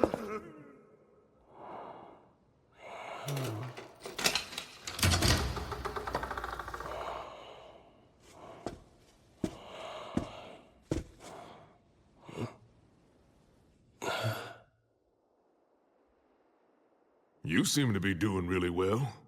I don't like to brag, You know, Baki, reality can be extremely harsh at times. No matter how much you may laugh at my lack of freedom, or how loudly you profess that you're comfortable here, the reality is you're trapped. And I am going to eat now. It's a luxurious 100,000-calorie meal. I always have such an appetite. I'm guessing that it must be tough on the cook. My meal will be accompanied by world-class wine. For dessert, cognac served in a muskmelon. For a digestif, the very best sherry. And of course, a cigar. After I eat, I may head on out for a walk. Or maybe I'll take a little nap on my king-size bed.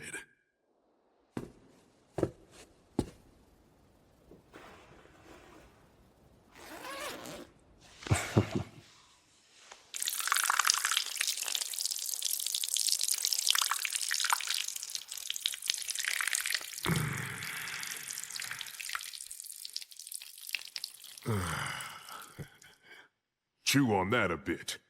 The stark differences in our situations, I mean. This is the Arizona State Prison. This is my kingdom. You know, Oliver, I can promise you this. In the very near future, you'll be groveling before me. And you'll be begging me to fight you. Begging me to accept your challenge.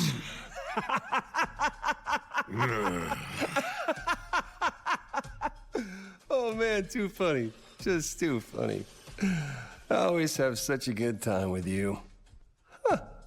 You know, now that I think about it, you, the most elite person in here, just pissed all over a person who isn't even able to move right now. That's how different our situations are. You're the one on top, right? And yet you're not laughing at all, not even a little bit. Oh, what's wrong, Unchained? Aren't you able to laugh anymore?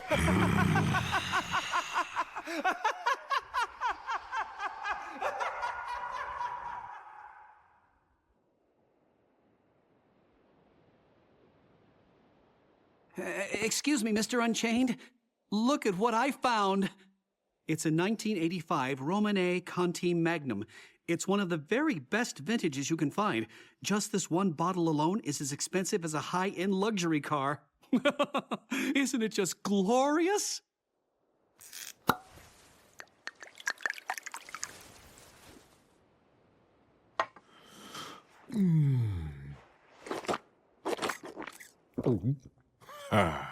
Just as expected. It's good, isn't it? More than good. It's an immaculate Pinot Noir with a magnificent fruity palate. Cask-aged, with an earthy nose due to the rich soil in which the grapes were grown. And also a hint of herbaceousness, with a slight nuance of tobacco. I only had one little sip, but still, it's like listening to a 100-piece orchestra performing at their absolute peak. Despite its complex blend of flavors, none of them are too overpowering, each one striking a distinct note that stands out from and yet also blends in with all the other myriad tastes and aromas. This is a perfectly balanced wine. However, what is it about this particular liquid made from fermented grapes that makes it worth 10,000 times more than an everyday table wine? Mister? It's at most 11 or 12 times more delicious, so the pleasure you get from it's at most 14 or 15 times more.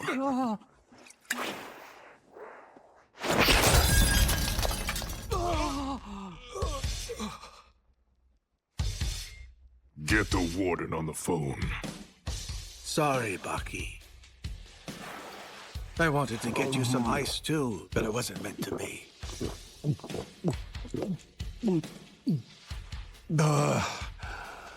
So good.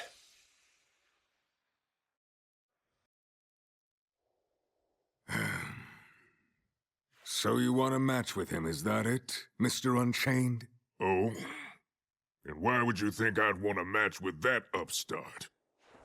Listen, nobody doubts your strength, but what Baki managed to pull off the other day, just walking out right through the front gate like that, had a tremendous effect on the other inmates.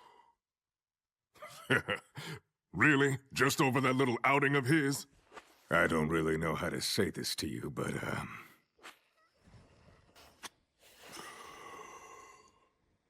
Just say it. Baki going outside is different than when you or Guevara do it.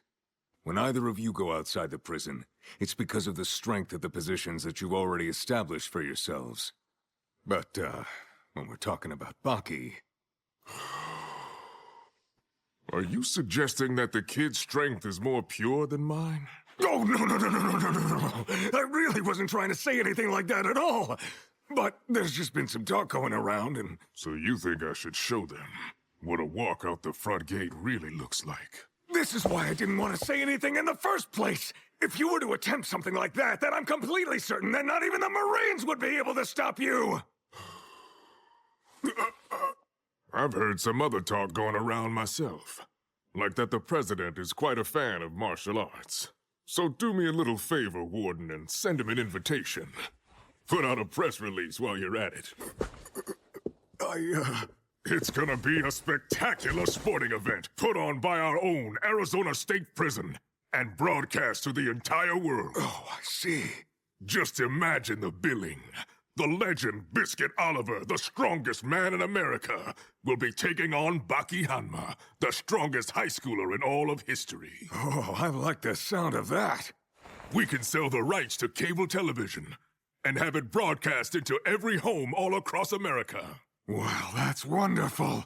And I can practically guarantee it'll have a much bigger economic impact than just having a bunch of inmates laying down roads. You are a genius!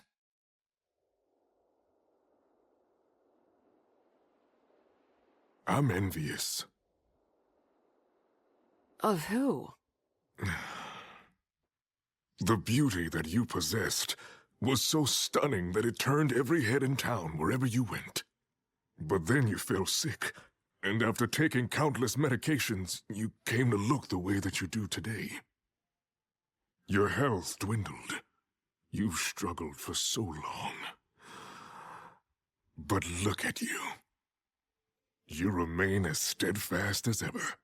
You're still just as passionate, just as uninhibited as you ever were, as dignified as you ever were. You kept on living your life proudly and unapologetically. It's just because I'm shameless. I bet you'd probably... Hey, come here. You'd remain dignified even if the entire world turned its back on you. Just come here. I'm not sure I believe that I really have the right to. Are you gonna make a lady repeat herself yet again? Darling, even I'm just barely holding on.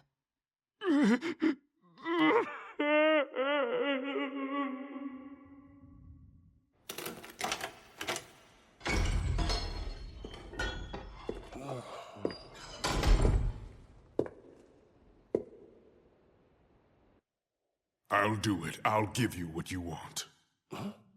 Within 2 weeks' time, every person in America will be sure to know your name. You really don't get it, do you, Mr. Chained? Are you going senile, Mr. Chained? Oh, I see. So you think that I'm chained up? Is that what you're saying? All I want to do is fight you. It doesn't need to be all fancied up. So I don't need to wait 2 weeks for anything. And what do you mean by that? I mean this, you big bitch. Look, like it or not, if either of us were to suddenly make a move against the other person, then it would all get started right then and there. You want to get it started right now? Is that what you mean? Face it, you're not a true fighter. Tell me why we would ever need anybody else to witness a fight between the two of us. Do you seriously not get it? Right at this moment, both of your thumbs are cuffed together behind your back. Do you actually plan on fighting me in that condition? Well, I am the one picking this fight. And besides...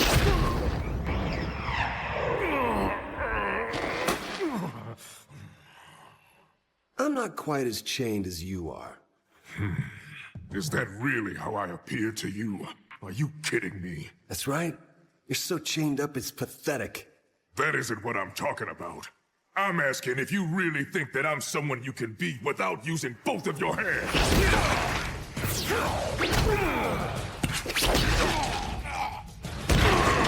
You understand now, Mr. Chained? This really ain't the time for you to be worried about how you look. So sorry about that, but don't worry, I'm with you now.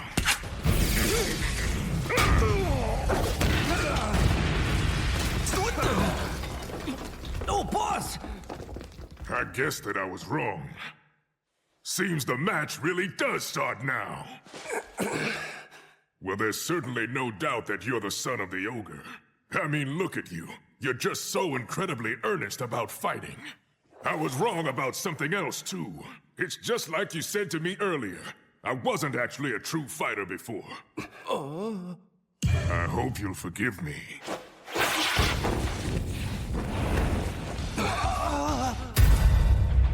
So sorry to keep you waiting. Now that you finally decided to wake up, I guess I'm not gonna be able to keep fighting like this.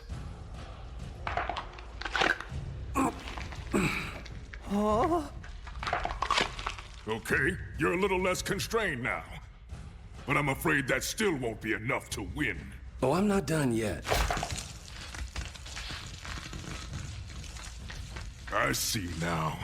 The blood travels down into the arms through the inner arteries, and is transported back to the torso by moving along the outer veins. That's why when you injure your hand, you hold something in your armpit, so that it'll stop the bleeding by cutting off the blood flow through the inner arteries. But with lats that are as developed as yours, the blood flow in the arteries can be cut off without even needing to hold anything in the armpit. By tightening the muscles in your upper arms, the flow in is cut off, and the blood already in the lower arm simply flows out through the outer veins. Without blood, the hands and fingers gradually become thinner, until... Sorry for the wait. You really know what you're talking about. Yes, this is much better. It's perfect. Nothing in the way or holding us back. There is a broken wall between us, but still, I get what you're saying. Well, no matter. We're finally face to face. Just like in a ring.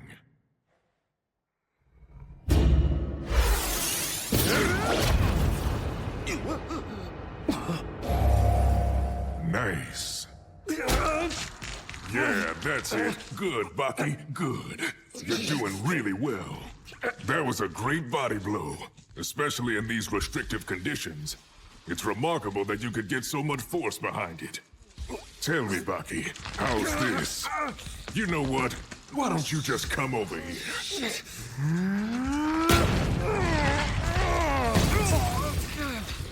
Rich Cox, 33 years old, American, sentenced to 18 years.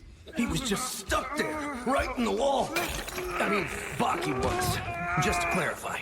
And then... he was pulled through it into the other cell. So there I was, looking through the wall. Well, there wasn't even a wall there anymore. It had become one giant cell. And then Mr. Unchained said... Go on, Cox. Get out of the way.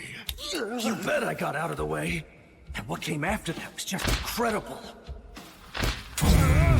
He was holding Baki's arm and leg like this. But did he throw him to the ground? No, that isn't what he did at all. He swung him around like this. You know what I mean? Just flinging him around, like a towel. But he was doing it to a person, just flinging him. How many times did he do it? To tell you the truth, I couldn't keep count. I mean, obviously there was a difference in strength, but still. After that, he just let him go. Because to the boss, he was nothing more than a towel. And then, I'm not really sure. Why's that?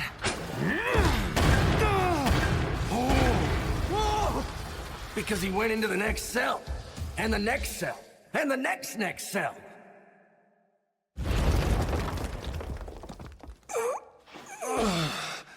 The second witness was Edward Bacara, American, 29 years old, 8-year sentence.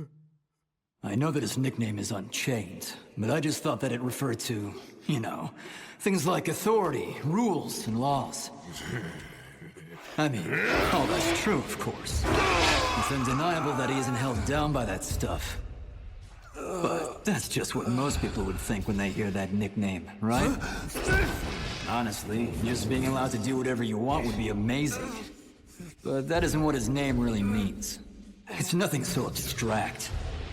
Unchained really means that there's no room that can hold him.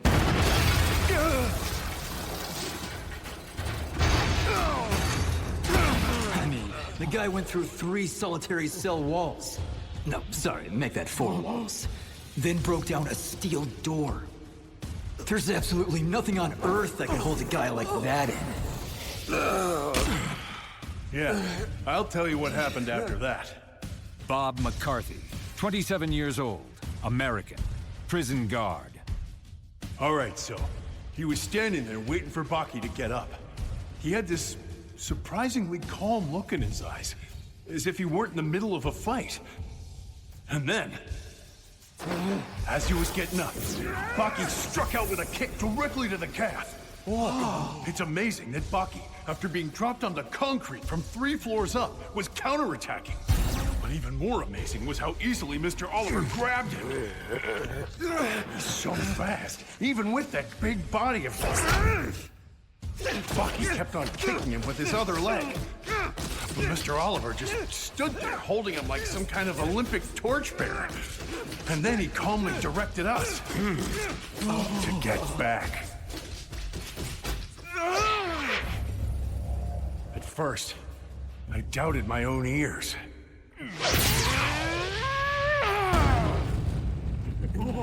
I'd never heard a sound like that before. Baki Hanma's outline had been imprinted into the concrete, as if he were a stamp. When we measured it later, it was nearly a foot deep. What was Oliver thinking then? I don't really have any idea. He's a real man of mystery, even to those of us who spent a decent amount of time around him. My breath caught in my throat. Baki was able to move under his own power, even if it was just rolling over from face down to face up.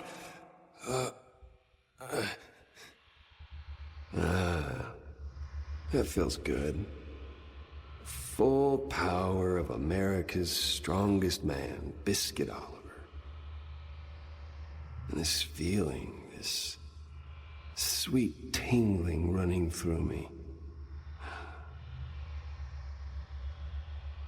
It's the same thing that I felt 5 years ago. That overpowering sensation that I had when I was fighting against my father, Yujiro Hanma. It's essentially an echo of the unfathomable difference in fighting capability. How nostalgic. There it goes. At last, it's starting. What? Am I melting? Yeah. I'm liquefying. I'm becoming coarse and then smooth, just like water.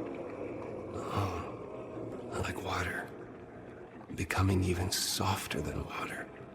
Continuously expanding until I fill up this entire place. Yep, that's right. Baki just jumped back up. Well, it wasn't exactly a jump. It wasn't as simple as that. The first thing I noticed that made me realize something major had changed was the floor. On the spot where he'd been lying, right where his back had been pressed against the ground, the sweat stains that Baki left behind looked just like a face. I'd heard the tales and legends, but that was my first time actually seeing it. It's something that only exists in Japanese martial arts. It's called Hit Muscles Exercise. It's also called the Devil's Face, and it's only acquired through very specific training. What's even more amazing is that, standing there watching him, Baki seemed to look like him. The most skilled swordsman in the world, Musashi Miyamoto. You know who he is. I mean, everybody knows him. It's said that Musashi Miyamoto's physical ability surpassed even that of a modern gold medal Olympic athlete. And yet Baki Hanma, a mere teenager, looked just like that extraordinary martial artist. What's going to happen now? You're awfully late, Baki. It's about time. You really shouldn't make your elders wait as long as this. You look good now. Shall we begin? I thought I knew what was next. I saw it once in a Japanese movie. Fate decided in an instant. It's a very unsportsmanlike conclusion. Mr. Oliver was fully aware of the change that had come over the young man in front of him. Beautifully done, Baki. It seems that my attacks have flipped a switch in you.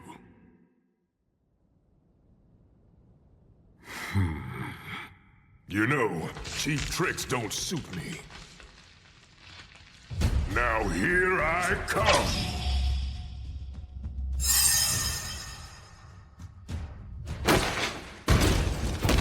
I swear to God and everything holy, I'm absolutely certain that in that moment, I didn't blink. Mr. Oliver was just about to move forward. It looked to me like he shifted his weight ever so slightly.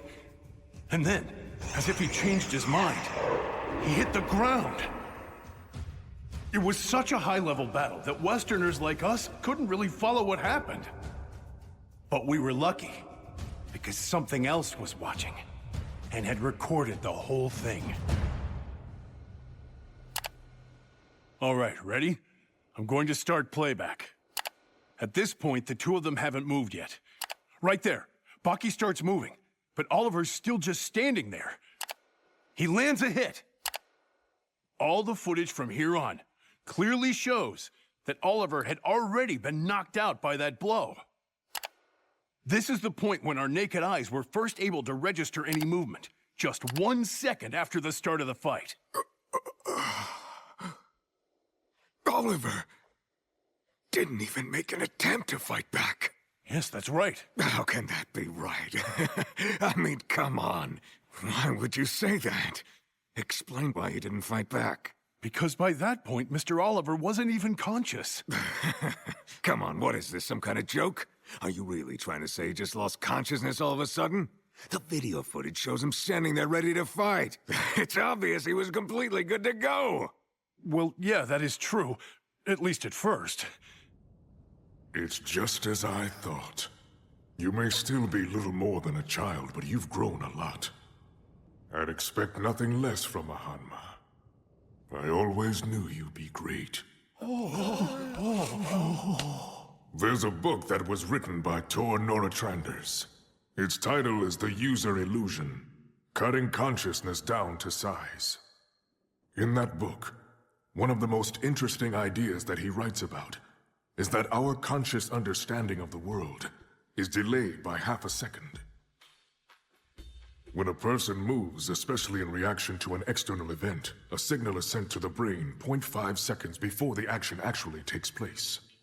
For example, you see a knife come flying at you. The signal to move is sent. But true consciousness of the situation comes only half a second later. It's at that point that the brain says, "Danger, move," and the action's taken. In other words, you're essentially unconscious of the entire situation during the 0.5 seconds it takes to receive the signal that was sent. And in that time, anything could happen. We're talking about the briefest of moments, and yet you made it all yours. The many difficult situations that you've been able to escape, the stresses of your daily life that kept pushing you, and of course the Hanma blood coursing through your veins. All of those assets gave you the gift of half a second.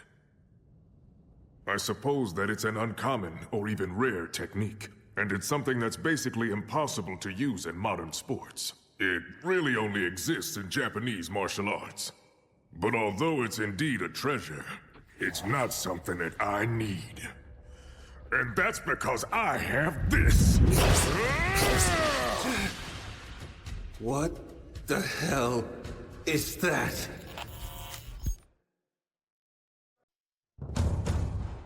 What? What is that? What is he doing? He's rolled himself up into a ball. I was stunned. A human being had transformed himself into a perfect sphere. It was like that one animal, you know what I mean? What is it called? An armadillo. Yeah, it was just like that. Partly because of the job that I have, I'm pretty familiar with martial arts, so I know just how amazing this technique is. I mean, if you can even call it a technique. Many moves in martial arts make use of the joints. In other words, the angles of the body. The human body is full of angles. But then there's this technique, which is the opposite of angular. It certainly surprised Baki. You could tell just by looking at his face. When someone turns into a ball right in front of you, it does make you think twice. But he is the child of a demon after all, so... A jumping roundhouse kick. Just what you'd expect him to use since it's so powerful. But...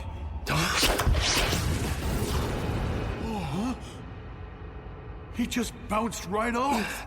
It was completely unexpected, so you could tell he was confused. But I actually had some idea of why it happened. One time, I was attending to Mr. Oliver during a dinner. He had downed several bottles of wine, so he was in pretty high spirits. And then, he showed us all something very interesting. Now watch this. He flexed a muscle, and it seemed to move across his body. It reached his shoulder, went behind his head, and then continued onto his opposite arm. Of course, it was just a trick. By flexing in sequence, it made it look like one muscle was traveling around his body. It was an example of extreme muscle control. He can do it simultaneously in different parts of his body, too.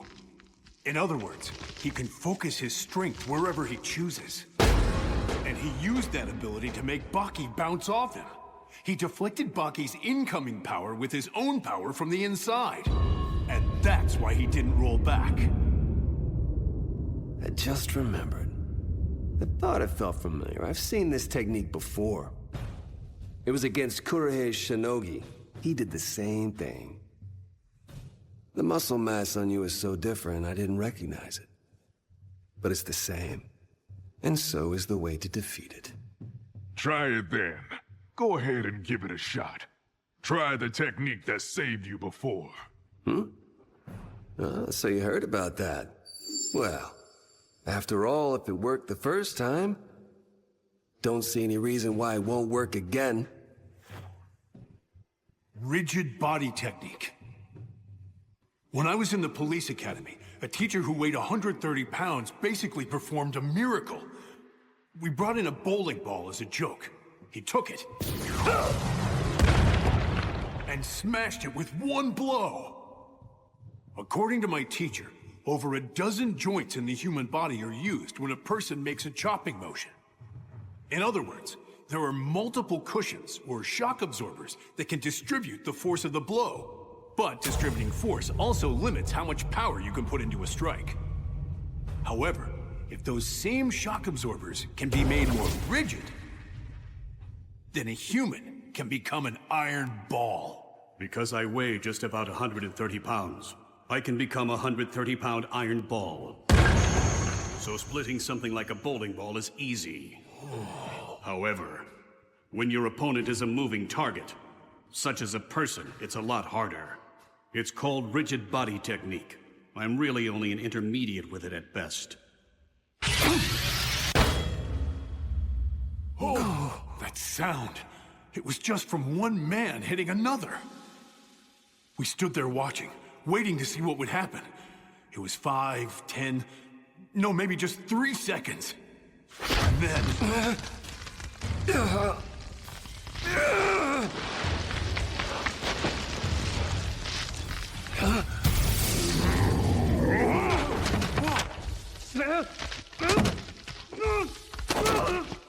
already unbelievable battle took an even more unbelievable turn. Oliver basically swallowed a whole person. What in the world is this? Pac-Man? And what the hell is going on inside there? It was already beyond what any of us could imagine, but there was more. The fight kept going.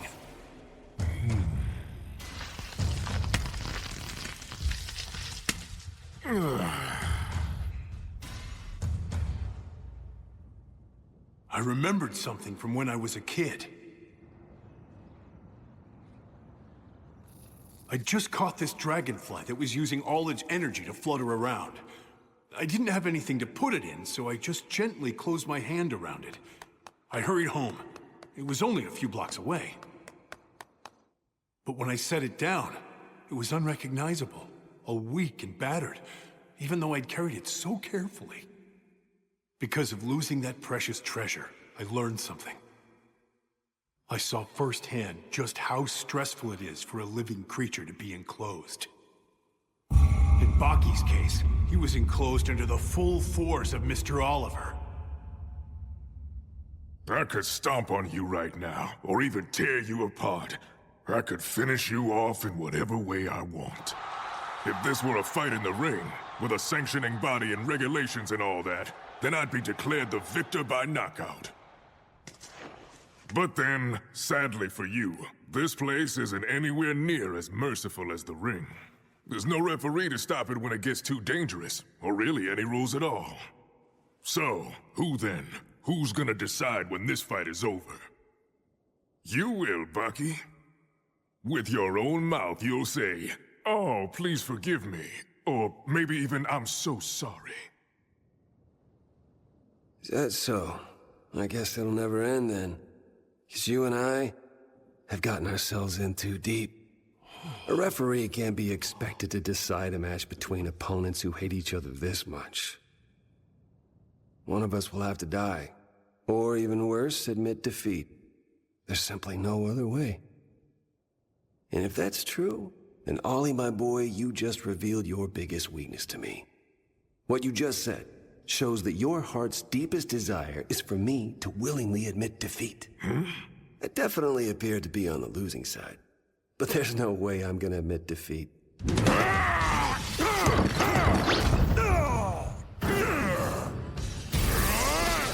Not again! The sphere's getting smaller! Really shouldn't have underestimated me. You can't use the same technique twice against a top-tier opponent.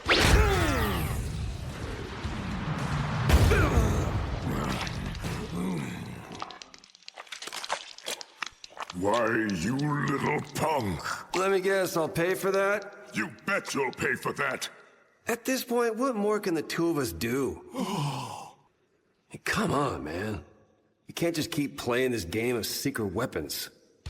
Is it even a fight if to win, we both have to use tricks? Speak for yourself. I don't need tricks to beat you. What we're doing is nothing but a waste. It just feels wrong. This isn't the way that I wanted to defeat Biscuit Oliver, the strongest man in America. Let's trade punches. I didn't understand what Baki was saying. I mean, the two of them had already been trading punches. Come on, face to face. Plant our feet and just go at it proudly. Oliver couldn't do anything but laugh. After all, a boy 200 pounds lighter than him just suggested they stand there and duke it out. You little punk! Just then... No! Huh? You can't fight him like that! It was Iron Michael, the former professional heavyweight boxing champion himself, calling out a warning. Or you're gonna get killed, Baki! He'd been in one of the solitary confinement cells that Oliver had torn through earlier. Typically, in these situations, we could shoot a prisoner without warning, but... You don't get what the weight difference means! There's a good reason why there are 17 weight classes in boxing! He was totally right. No one could argue otherwise, so we just listened. For a middleweight like you, trying to trade punches with Oliver is practically suicide! Even I'd never dare to square up against him! It would be insane! Don't do this! Okay, I get it. I understand. You're saying I should absolutely do it! That was it. There was no stopping them anymore. Not Iron Michael. Not regulations. They were going to exchange what would probably be the strongest punches in the history of the world.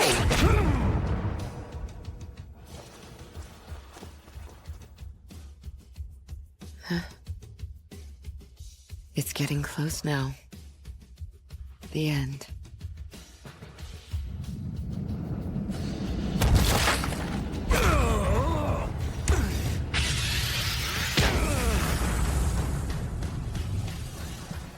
What was that exchange of blows like? Well, I'm sorry to say that I don't know. Because none of us who were there could bear to watch. It was just too overwhelming. Later, I heard that at the exact same time, the outer fence was lined with vultures, watching and waiting. There's one thing that I'm sure of. Oliver won't be defeated. With technique, or with knowledge. No, neither of those will win. That's not what defeating Oliver is about. He's got 200 pounds on me. It's gotta be strength. Straight punches, straight to the front, one after another. Relentless. Just keep pushing him back. Just keep pushing through. All the way to the far wall and beyond. Without anyone saying anything, all three of us removed our hats. Who knew that these kinds of men even existed? Who knew that this kind of fight could actually happen? Honorable, lofty, dignified. It was enough to bring you to your knees. This mere boy, who's even less than half my size, is actually trying to push me back. No, he's doing it. This boy, who's over 200 pounds lighter than me, he's pushing me back. He's pushing America back.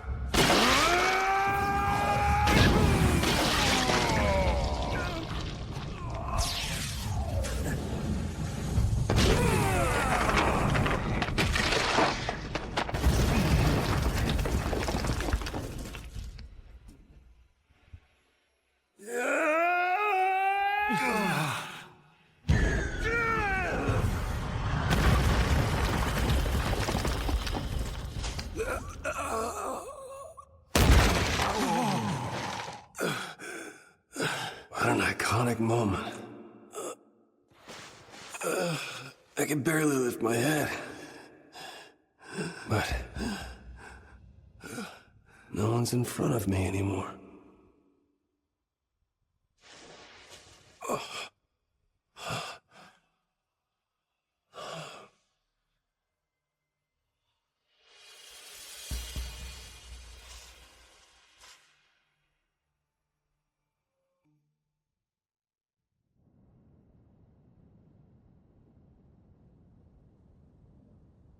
Call the infirmary, quickly. Yes, sir.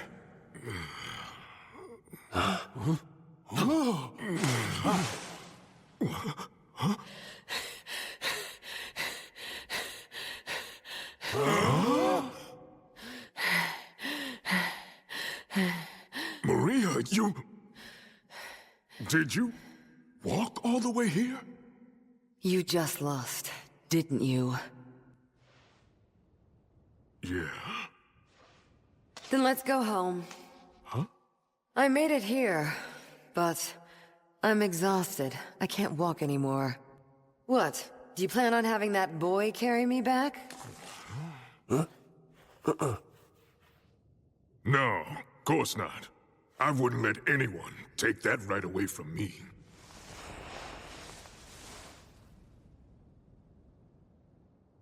You guys go tell the warden. I have an announcement to make to all the inmates. Huh?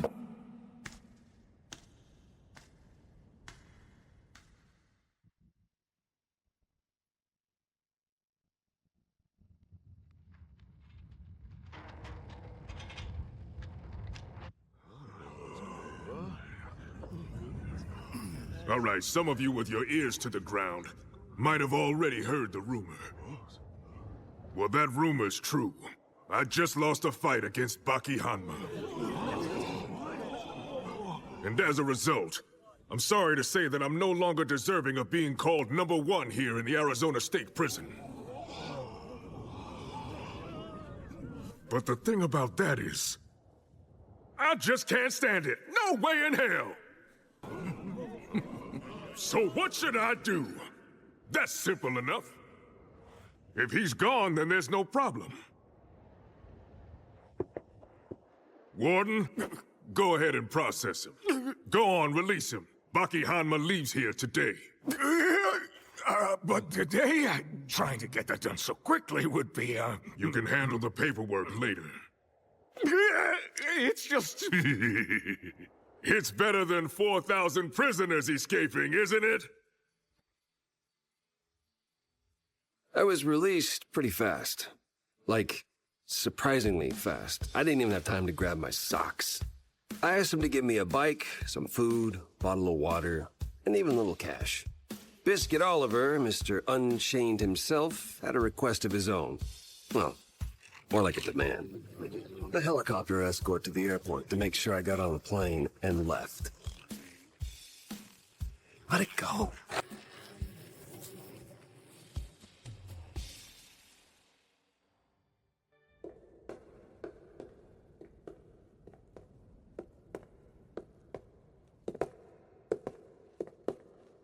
He actually defeated Unchained with sheer strength. It appears he's been developing faster than expected, doesn't it? You may have laughed at it before, but now it seems like Baki's idea of shadow boxing against an imaginary praying mantis was actually a very good one after all. I'd say it's just as magnificent an encounter as your slaughter of that gigantic African elephant. And all of that doesn't even touch upon the fact that he defeated the strongest man in America, or perhaps the whole world, Unchained Oliver, matching his sheer strength and even overcoming it. That man was a monster that even you had to respect. You know, Ogre, out of everyone in this whole world, your biggest threat very well may be Baki. Damn it, Stridham, do you ever stop talking? I'm sorry. Let's change the subject.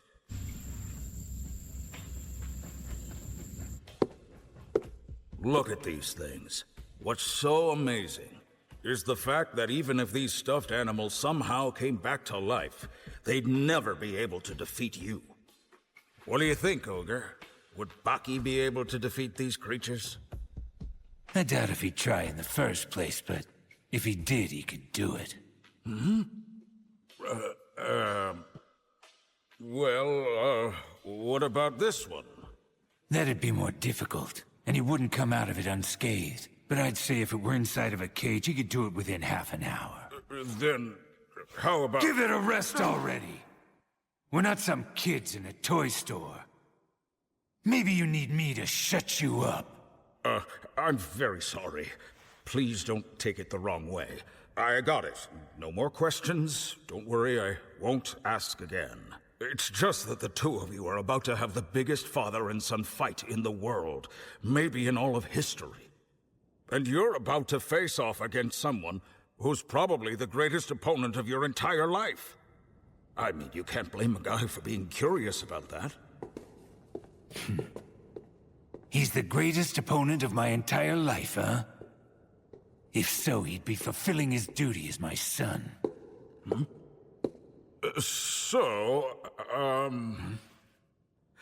Do you think you'd be able to defeat this one? You son of a... Well, could you? Yujiro?